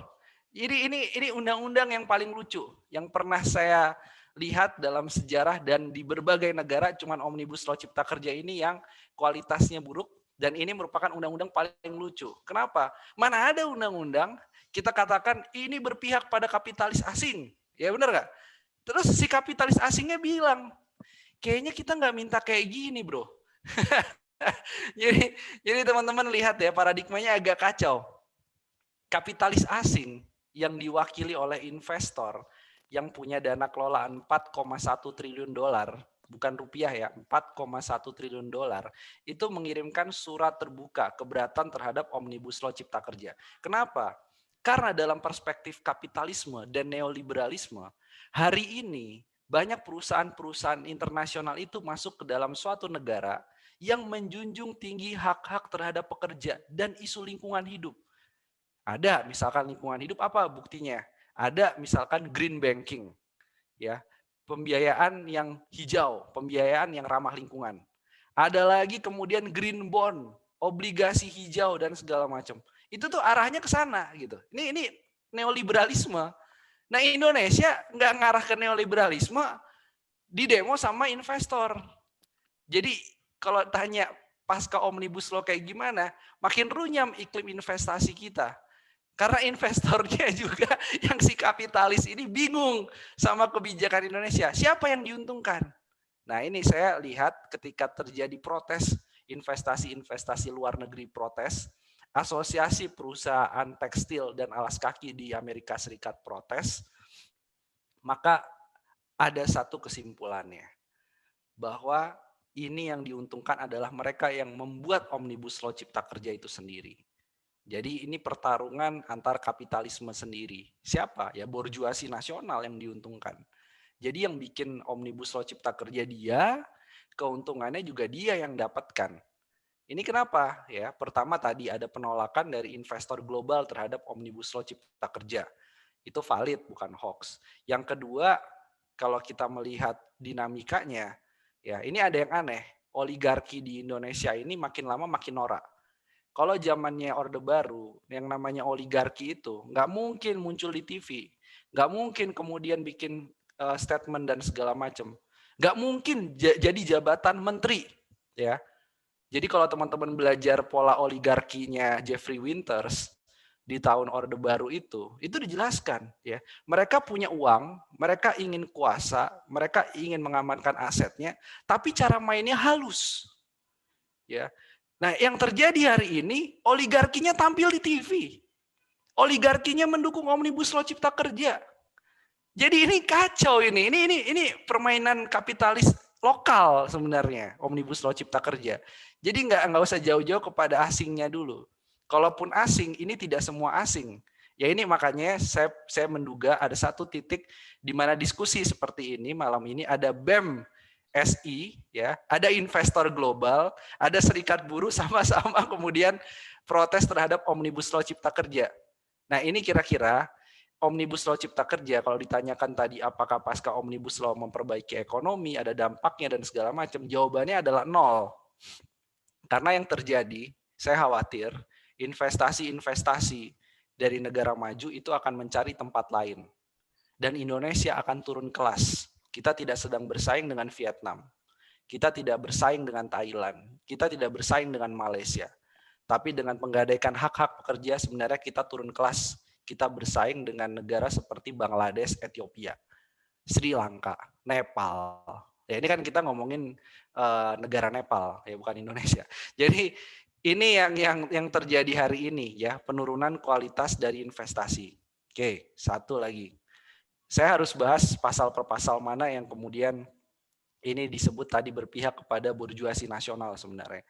Yang pertama, saya sebutkan sedikit ya, implikasi dari klaster pangan.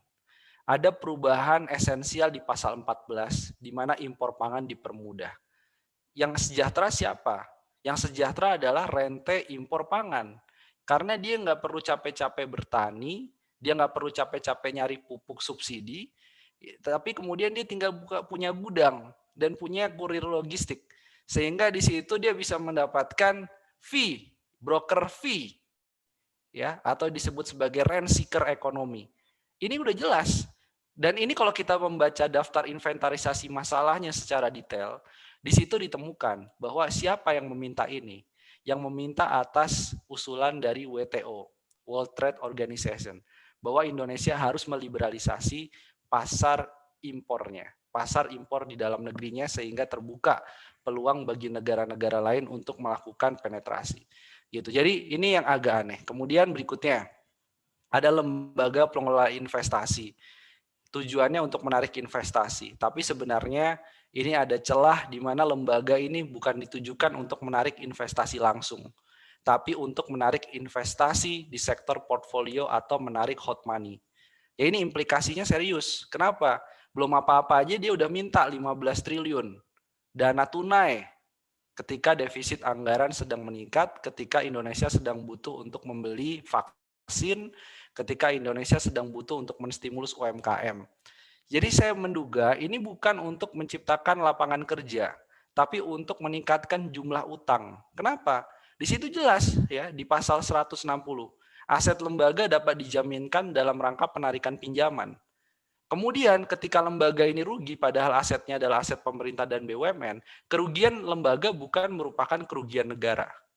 Jadi ini saya kira ada dua hal yang fatal. Yang pertama nambah beban kepada APBN, yang kedua ini digunakan untuk menambah pembiayaan utang, yang ketiga ini berkaitan dengan investasi yang diciptakan ternyata investasi yang muter-muternya di atas langit atau investasi di sektor keuangan.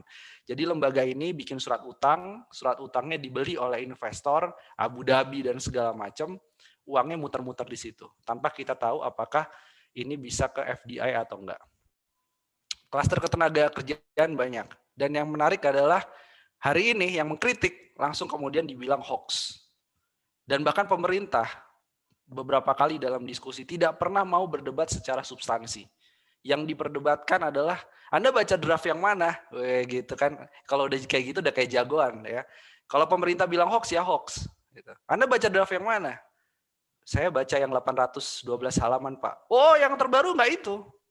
Jadi hilang substansi kritiknya. Hilang substansi kemudian perdebatannya. Nah kalau yang kayak gini, apa investor bisa percaya terhadap kualitas regulasi di Indonesia? Jadi saya sudah beberapa kali, beberapa hari ini, terakhir ini banyak sekali dari mulai kedutaan besar, ya, dari negara-negara maju, dari kemudian investor-investor, semuanya nanya. Ya. Dan saya selalu bilang dulu pertama kali, jangan nanya ke saya situasi ekonomi Indonesia pasca Omnibus Law. Saya tanyakan kembali.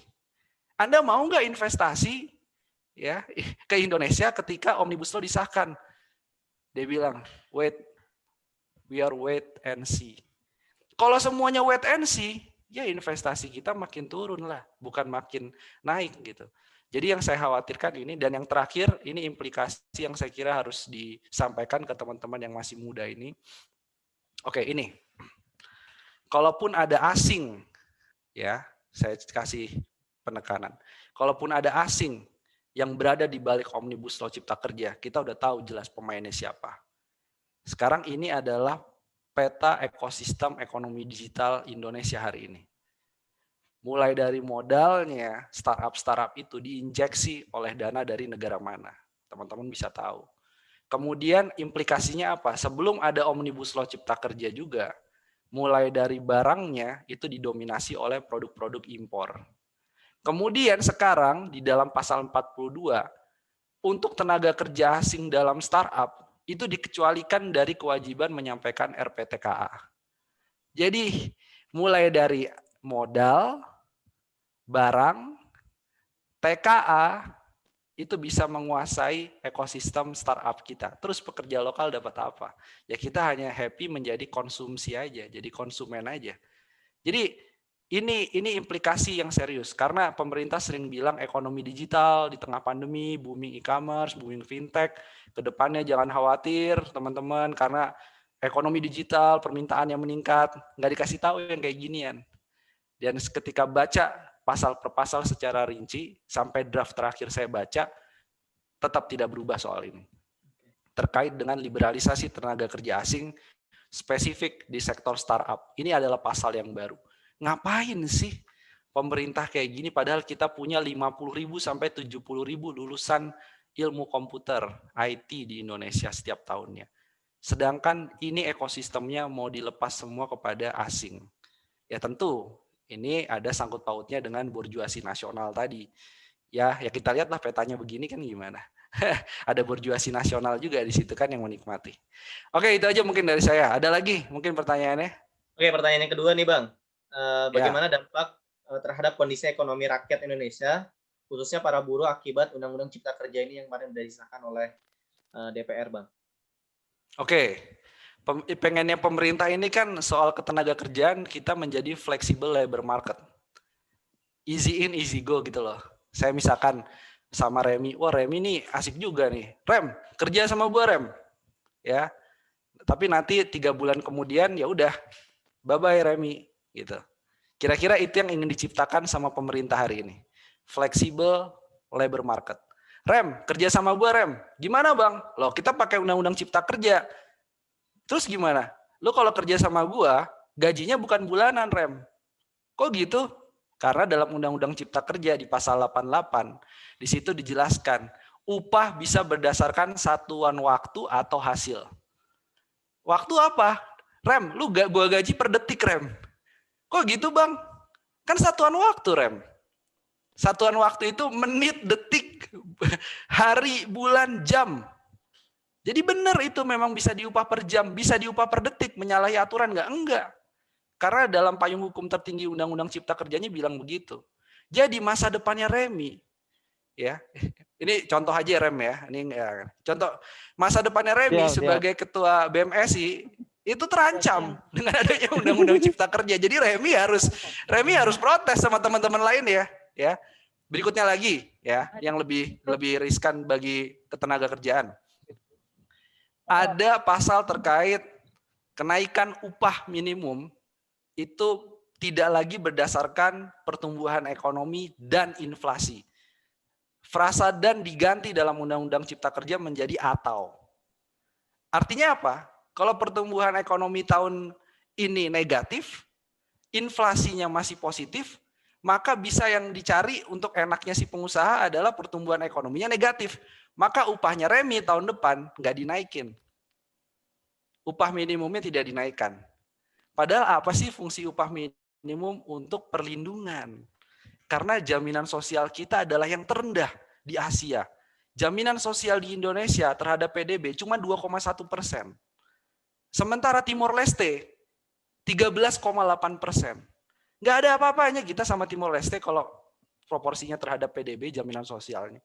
Jadi gitu. Jadi wajar Remi dan teman-teman kemudian protes sampai malam dan segala macam menuntut keadilan karena Remi nggak berbicara hanya hari ini gitu loh. Tapi ini adalah kepentingan Remi dan anak cucunya ke depan. Presiden bisa ganti 2024. Saya nggak ngajarin yang nggak benar ya, tapi presiden bisa ganti 2024 karena memang 2024 kan terakhir. Tapi undang-undang Omnibus Law bisa bersama kita selamanya. Nah ini yang menurut saya investasi juga nggak masuk, nggak berkualitas, tenaga kerja pun penciptaannya bukan tenaga kerja Indonesia yang diuntungkan tapi TKA. Dan itu bukan hoax. Ya silakan kita berdebat dari pasal per pasal. Draft manapun ayo gitu kan. Jadi yang bilang yang mengkritik mahasiswa ya, kemudian akademisi, oh itu mungkin belum baca sampai tuntas dan segala macam. Jadi jangan gitulah. Ini kan masalahnya pemerintah memang sengaja, DPR sengaja untuk mengeluarkan banyak versi biar kita seakan-akan bingung, kemudian gampang dibilang hoax dan segala macam. Tapi semua bisa melihat dengan terang benderang bahwa ini adalah kemunduran dalam hal regulasi khususnya di bidang ekonomi. Itu tadi ya, investor saja menolak Omnibus Law Cipta Kerja. Punya 4,1 triliun US dollar. Berapa kali PDB Indonesia itu? Itu bisa jadi batal, masuk, sebagian sudah ada yang masuk, bisa jadi cari negara lain. Gitu. Oke, siap Bang. Satu kali lagi Bang ya, singkat aja nih Bang, dijawab ya Bang. Ini bagaimana dampak terhadap kondisi ekonomi para pembisnis atau penjabat akibat Undang-Undang Cipta Kerja itu sendiri Bang, atau biasa yang tadi Abang sebut borjuasi nasional ya Bang ya? Ya, Bagaimana dampak? tidak semua apa namanya pengusaha itu diuntungkan ya, pengusaha nasional ya. Kalau dia nggak punya uang dalam nominal tertentu kan dia nggak bisa jadi oligarki. Tukang bakso bukan oligarki. Karena oligarki itu harus punya nominal tertentu untuk menyuap kebijakan, kan gitu. Ini yang perlu harus diluruskan. Yang kedua, sebenarnya yang akan diuntungkan adalah mereka yang membuat Omnibus Law Cipta Kerja. Karena ini satu paket, mulai dari tahun 2019 revisi pelemahan KPK, kemudian revisi Undang-Undang Minerba, kemudian ini klimaksnya adalah Omnibus Law Cipta Kerja. Jadi ini satu paket. Coba misalkan Undang-Undang Minerba aja kita ambil satu. Ada satu pasal yang bilang bahwa batasan itu dihapus. Batasan batu bara, pertambangan batu bara 15.000 hektar itu dihapus. Jadi pertambangan batu bara bisa ekspansi enak banget. HGU juga itu ada perubahan. Tidak perlu kemudian diperpanjang secara berkala, bisa langsung diperpanjang otomatis sampai 90 tahun.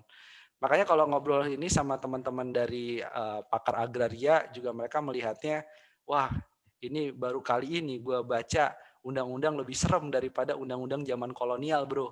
Wah saya kan ekonomi gitu kan, nggak baca tentang apa agraria gitu kan. Yang pakar agraria aja bilang, oh nggak kacau ini katanya ini. Oleh karena itu pejabat yang punya konflik kepentingan, terutama yang bergerak di sektor ekstraktif, khususnya pertambangan, ini yang paling happy dengan adanya Undang-Undang Cipta Kerja. By design-nya seperti itu. Oke deh, siap Bang. Makasih Bang ya atas pemaparan ya. Tadi disampaikan bahwasanya Undang-Undang Cipta Kerja ini bukan untuk investasi ya, tapi buat mereka-mereka yang akhirnya merancang terkait undang-undang ini, karena mereka-mereka yang akhirnya concern di bidang tersebut. Oke, tadi sudah disampaikan ya, 3 pemateri kita juga sudah menyampaikan terkait pendapatnya. Mungkin coba akhirnya kita buka pertanyaan untuk umum ya. Namun sebelum akhirnya teman-teman nanya, ini ada mekanismenya ya. Jadi kalau teman-teman mau nanya, harus raise hand dulu nih.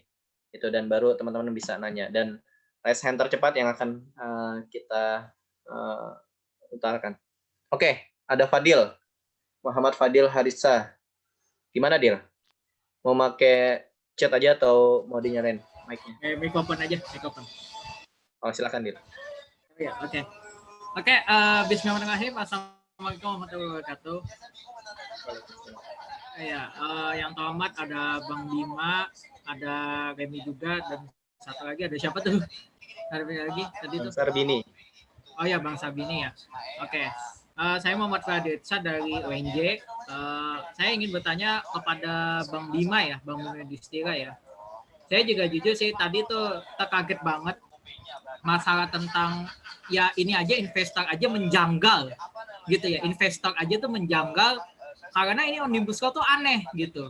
Malahan yang akhirnya membuat ya justru ekonomi akan mandek, bahkan akan jeblok gitu ke dalam tanah gitu ke ekonomi kita. Nah, mungkin yang saya tanyakan ini yang pertama untuk Bang Bima ya.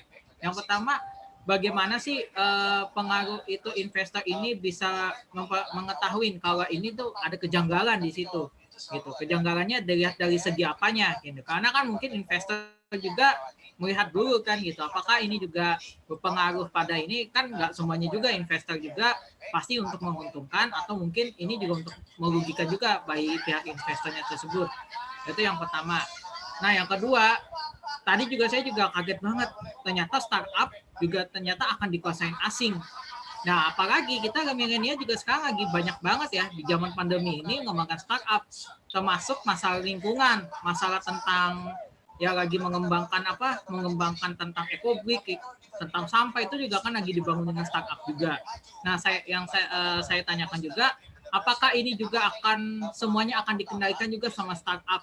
ya sama startup juga gitu. Maksudnya semuanya akan nanti ketika misalnya Omnibus Law ini ada, apakah startup yang seperti itu juga yang mungkin meskipun masih baru atau sekedar kayak komunitas kayak gitu juga akan dikuasain juga oleh asing sepenuhnya gitu.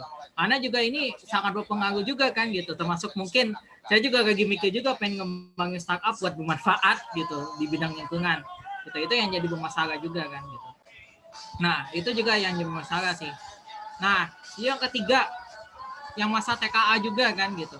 Saya ingat banget statementnya Pak Luhut itu mengatakan kita menentangkan asing itu karena anak-anak itu, maksudnya orang-orang di daerah terpencil itu karena apa? Karena mereka tuh misalkan nggak bisa matematika, nggak bisa fisika, nggak bisa ahli ekonomi, akhirnya harus dipaksa banget kita harus menentang asing. Artinya kita sejak tidak langsung kita akan dijajah kembali gitu. Karena untuk kepentingannya ini, yang tadi yang katakan karena akan dibangus.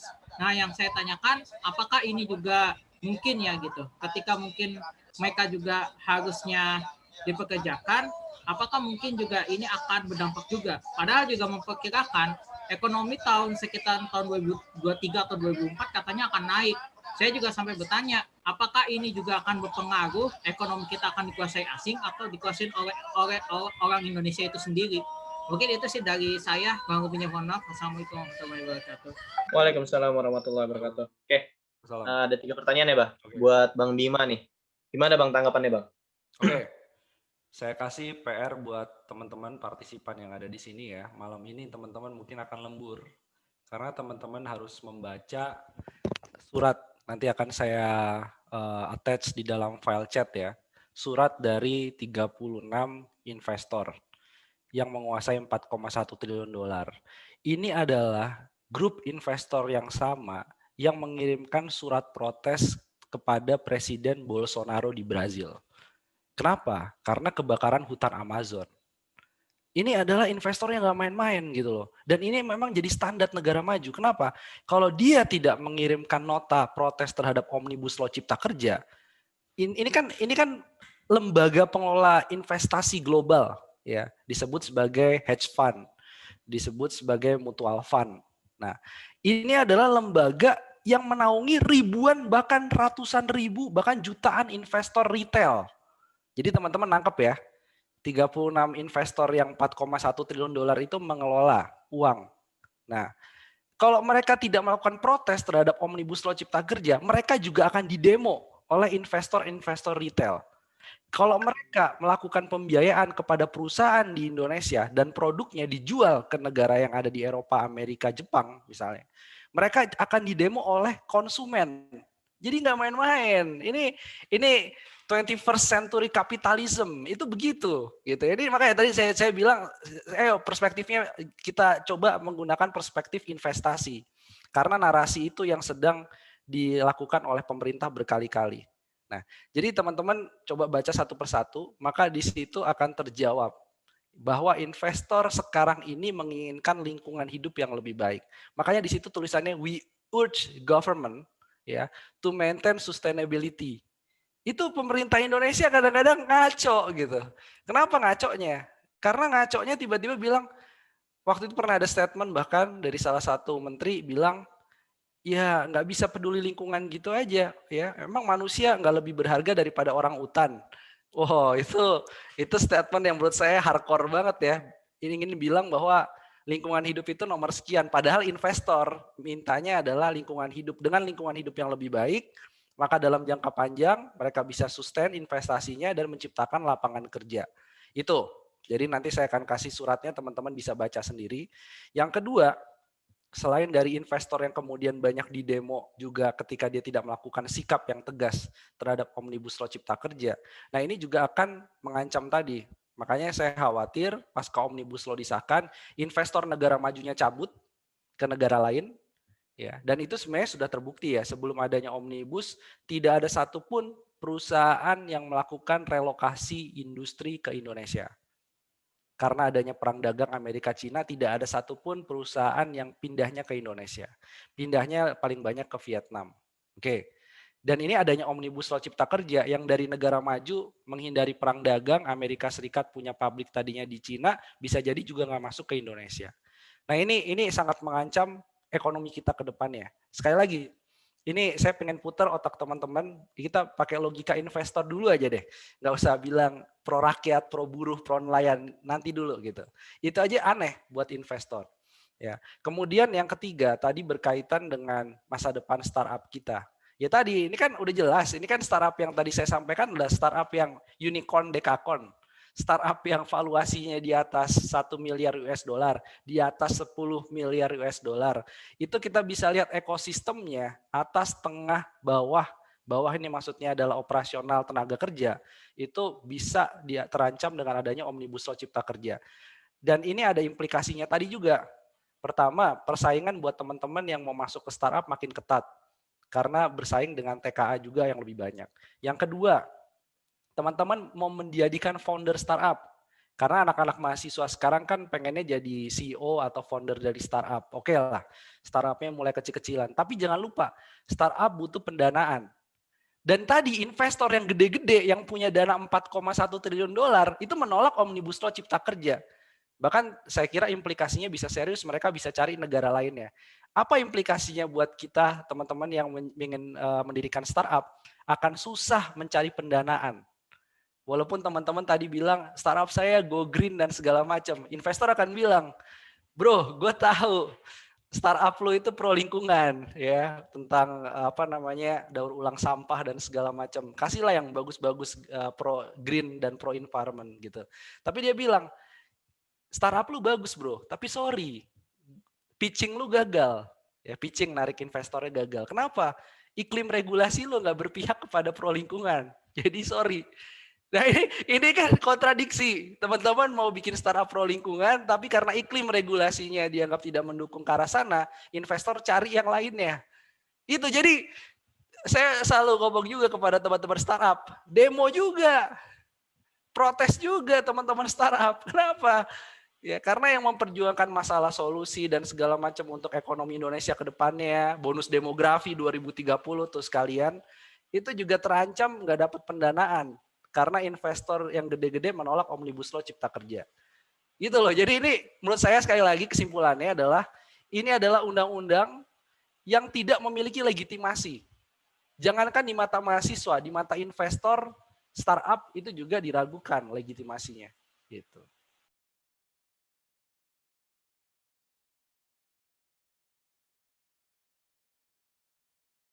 Oke, itu tadi pandangan dari Bang Bima ya. Lanjut, gimana kalau misalnya dari pandangan Bang Sarbini Bang, terkait pertanyaan yang tadi disampaikan oleh Fadil Bang?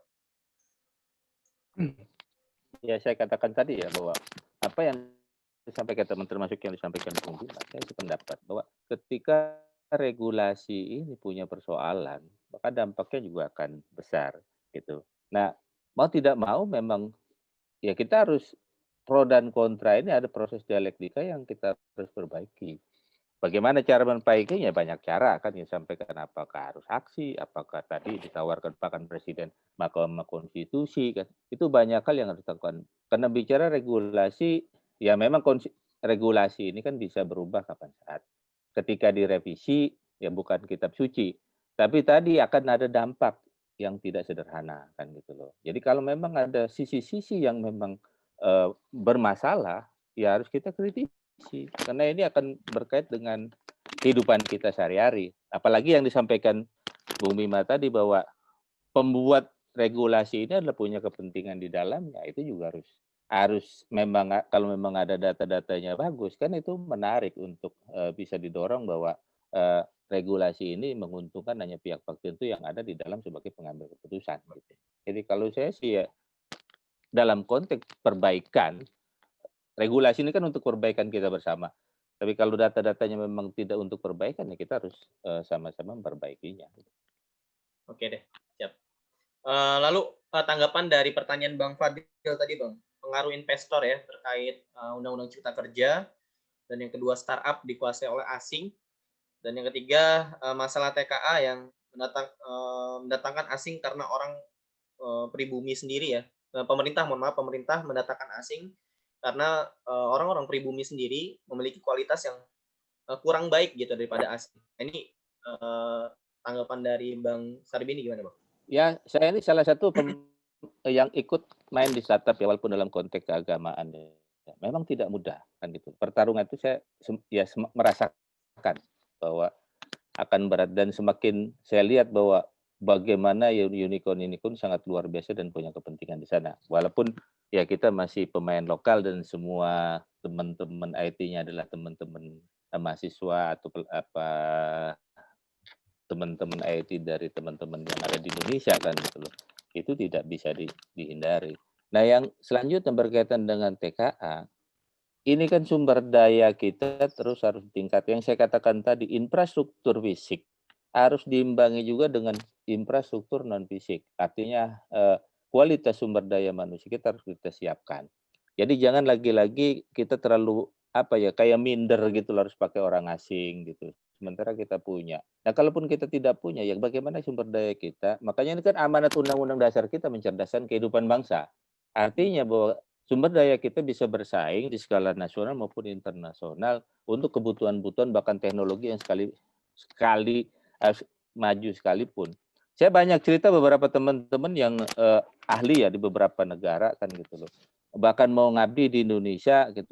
Tapi ya lagi-lagi kan gitu loh. Keahlian mereka tidak dimanfaatkan oleh dalam tanda kutip ya pengambil kebijakan, sehingga mereka harus ngabdi dan melakukan aktivitas keahliannya di negara-negara maju. Nah, ini kan sangat disayangkan gitu buat kita. Banyak teman-teman kita generasi-generasi Indonesia yang cukup luar biasa kan gitu. Kenapa kita tidak manfaatkan keahlian mereka untuk kepentingan Indonesia? Oke deh, siap. Bang Remi, Bang Remi masih ada nggak, Bang? Oke, kalau nggak ada Bang Remi, kita buka pertanyaan kedua ya buat para peserta di sini. Silakan teman-teman bisa raise hand dan silakan mau ngasih pertanyaannya lewat chat atau lewat mikrofon.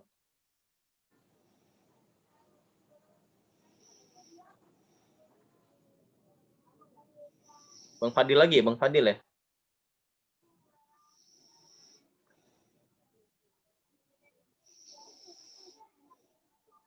Oke.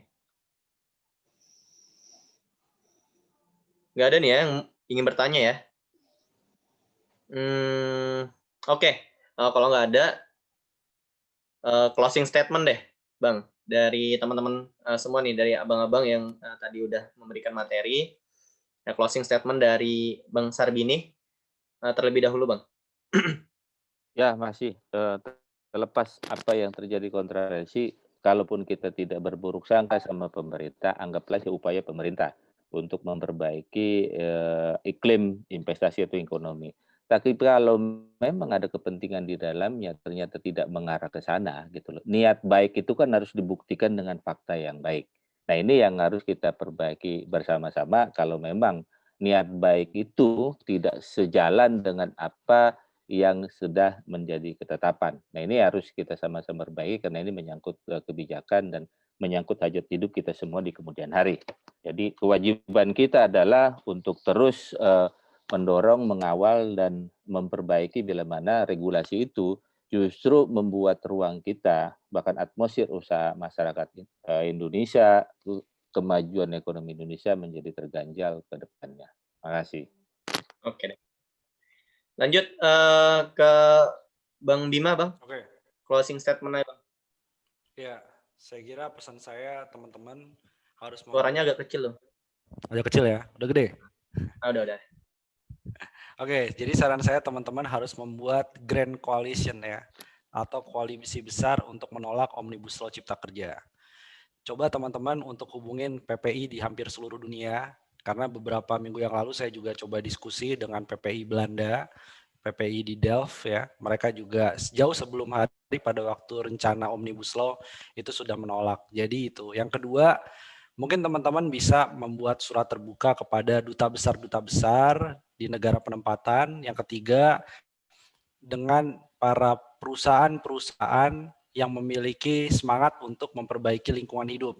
Ya, jangan ngirimnya salah ke perusahaan tambang yang ekstraktif ya, tapi ngirim ke perusahaan-perusahaan tadi kan di surat udah banyak gitu untuk meminta support solidaritas internasional dan juga dengan gerakan-gerakan mahasiswa ya. Jadi teman-teman ini juga harusnya punya simpati atau punya support untuk teman-teman yang ada di Thailand, teman-teman yang ada di Hong Kong, teman-teman ada yang ada di Chile, di Amerika Latin, di Amerika Serikat gitu.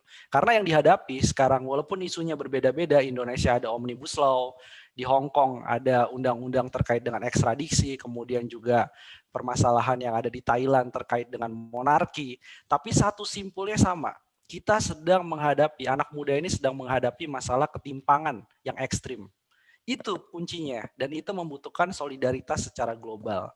Ya, jadi itu saya nitip teman-teman harus meluaskan jaringan, karena mungkin kita nggak cukup seminggu 2 minggu, teman-teman nggak cukup aksi tanggal 28 itu bagus, tapi ini adalah nafas yang panjang. Kita nggak tahu perjuangannya 1-2 tahun atau sampai tahun berapa, sampai Omnibus Law betul-betul digagalkan. Karena sama sekali nggak memberikan manfaat ya bagi kualitas investasi kita yang lebih baik. Itu aja. Dan terakhir, jangan mundur teman-teman, karena mundur adalah pengkhianatan. Bukan kata saya, kata Che Guevara. Terima kasih. Wassalamualaikum warahmatullahi wabarakatuh. Waalaikumsalam warahmatullahi wabarakatuh. Oke, lanjut closing statement dari Bang Remi nih. Gimana Bang? Oke, Punten mendarat nih. Ya. Closing statement dari saya, dari buat kita semua lah intinya ya. Tadi pemateri sudah menyampaikan closing statement terbaiknya. Pada saya simpelnya aja, jika gerakan mahasiswa pada saat ini memang sudah dirasa menjadi oposisi terhadap pemerintah itu sendiri dalam pengawalan Undang-Undang Cipta Kerja yang sudah disahkan, ini adalah tuntutan kita selaku mahasiswa dan juga kepada gerakan-gerakan rakyat yang lainnya yang sebenarnya masih menuntut hal yang sama, yang harus kita sampaikan bahwasanya negara ini sedang tidak baik-baik saja, permasalahan dan narasi yang harus kita gaungkan terus-menerus. Jika napas ini berakhir, ya perjuangan ini pun juga akan berakhir sudah. Gitu. Jadi yang saya tekankan adalah bagaimana napas perjuangan ini terus-menerus kita gaungkan, sehingga ketika memang sudah habis masanya, ini pun bukan salah kita, tapi adalah bagaimana generasi selanjutnya akan melanjutkan perjuangan ini. Karena perjuangan tidak selesai dalam periodisasi, tidak selesai dalam ukuran waktu maupun tahun dari demisioner dari organisasi itu sendiri, tapi yang jelas perjuangan itu akan terus dilanjutkan untuk selalu dilanjutkan narasi-narasi kebaikan ke depannya. Mungkin kayak gitu yang mungkin bisa saya sampaikan, Bang Bagas. Mohon maaf kalau memang ada salah dan tutur kata yang kurang berkenan. Kalau lebihnya mohon maaf sekali lagi. Assalamualaikum warahmatullahi wabarakatuh. Waalaikumsalam warahmatullahi wabarakatuh. Oke, dari saya terima kasih buat seluruh pemateri ya, pun juga dari teman-teman yang tadi sudah menanyakan terkait apa yang teman-teman ingin tanyakan gitu ya. Makasih buat Bang Sarbini, Bang Bima, dan Bang Remi. Ya, kita selaku mahasiswa selalu ya konsisten untuk akhirnya kita coba mengawasi pemerintahan, sehingga pemerintahan juga bisa menjalankan amanah-amanahnya dengan sebaik mungkin untuk memakmurkan rakyat itu sendiri. Dan mungkin dari saya cukup sekian ya. Mohon maaf juga kalau misalkan tadi pembawaannya ada salah-salah kata atau salah ucapan yang saya sampaikan. Kurang lebihnya mohon maaf. Assalamualaikum warahmatullahi wabarakatuh. Saya kembalikan lagi. Baik.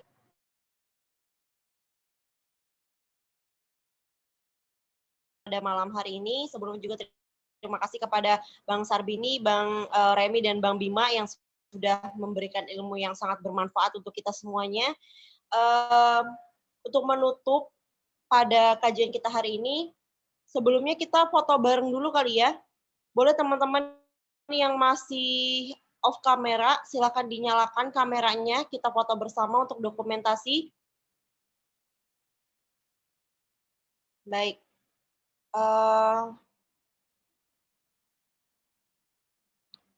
Tim dokumentasi gimana, sudah siap? Baik. Oke, semuanya kameranya sudah nyala ya. Oke. Hitungan ketiga, kasih senyum terbaiknya ya. 1, 2, 3. Sekali lagi. 1, 2, 3.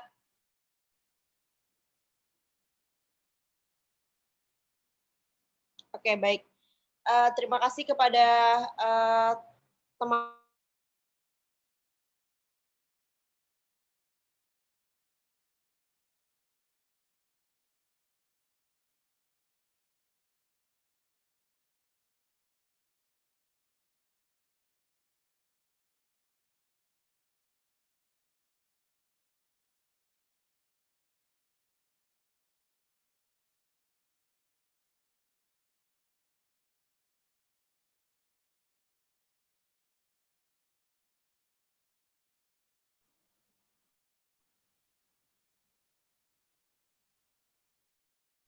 Hmm.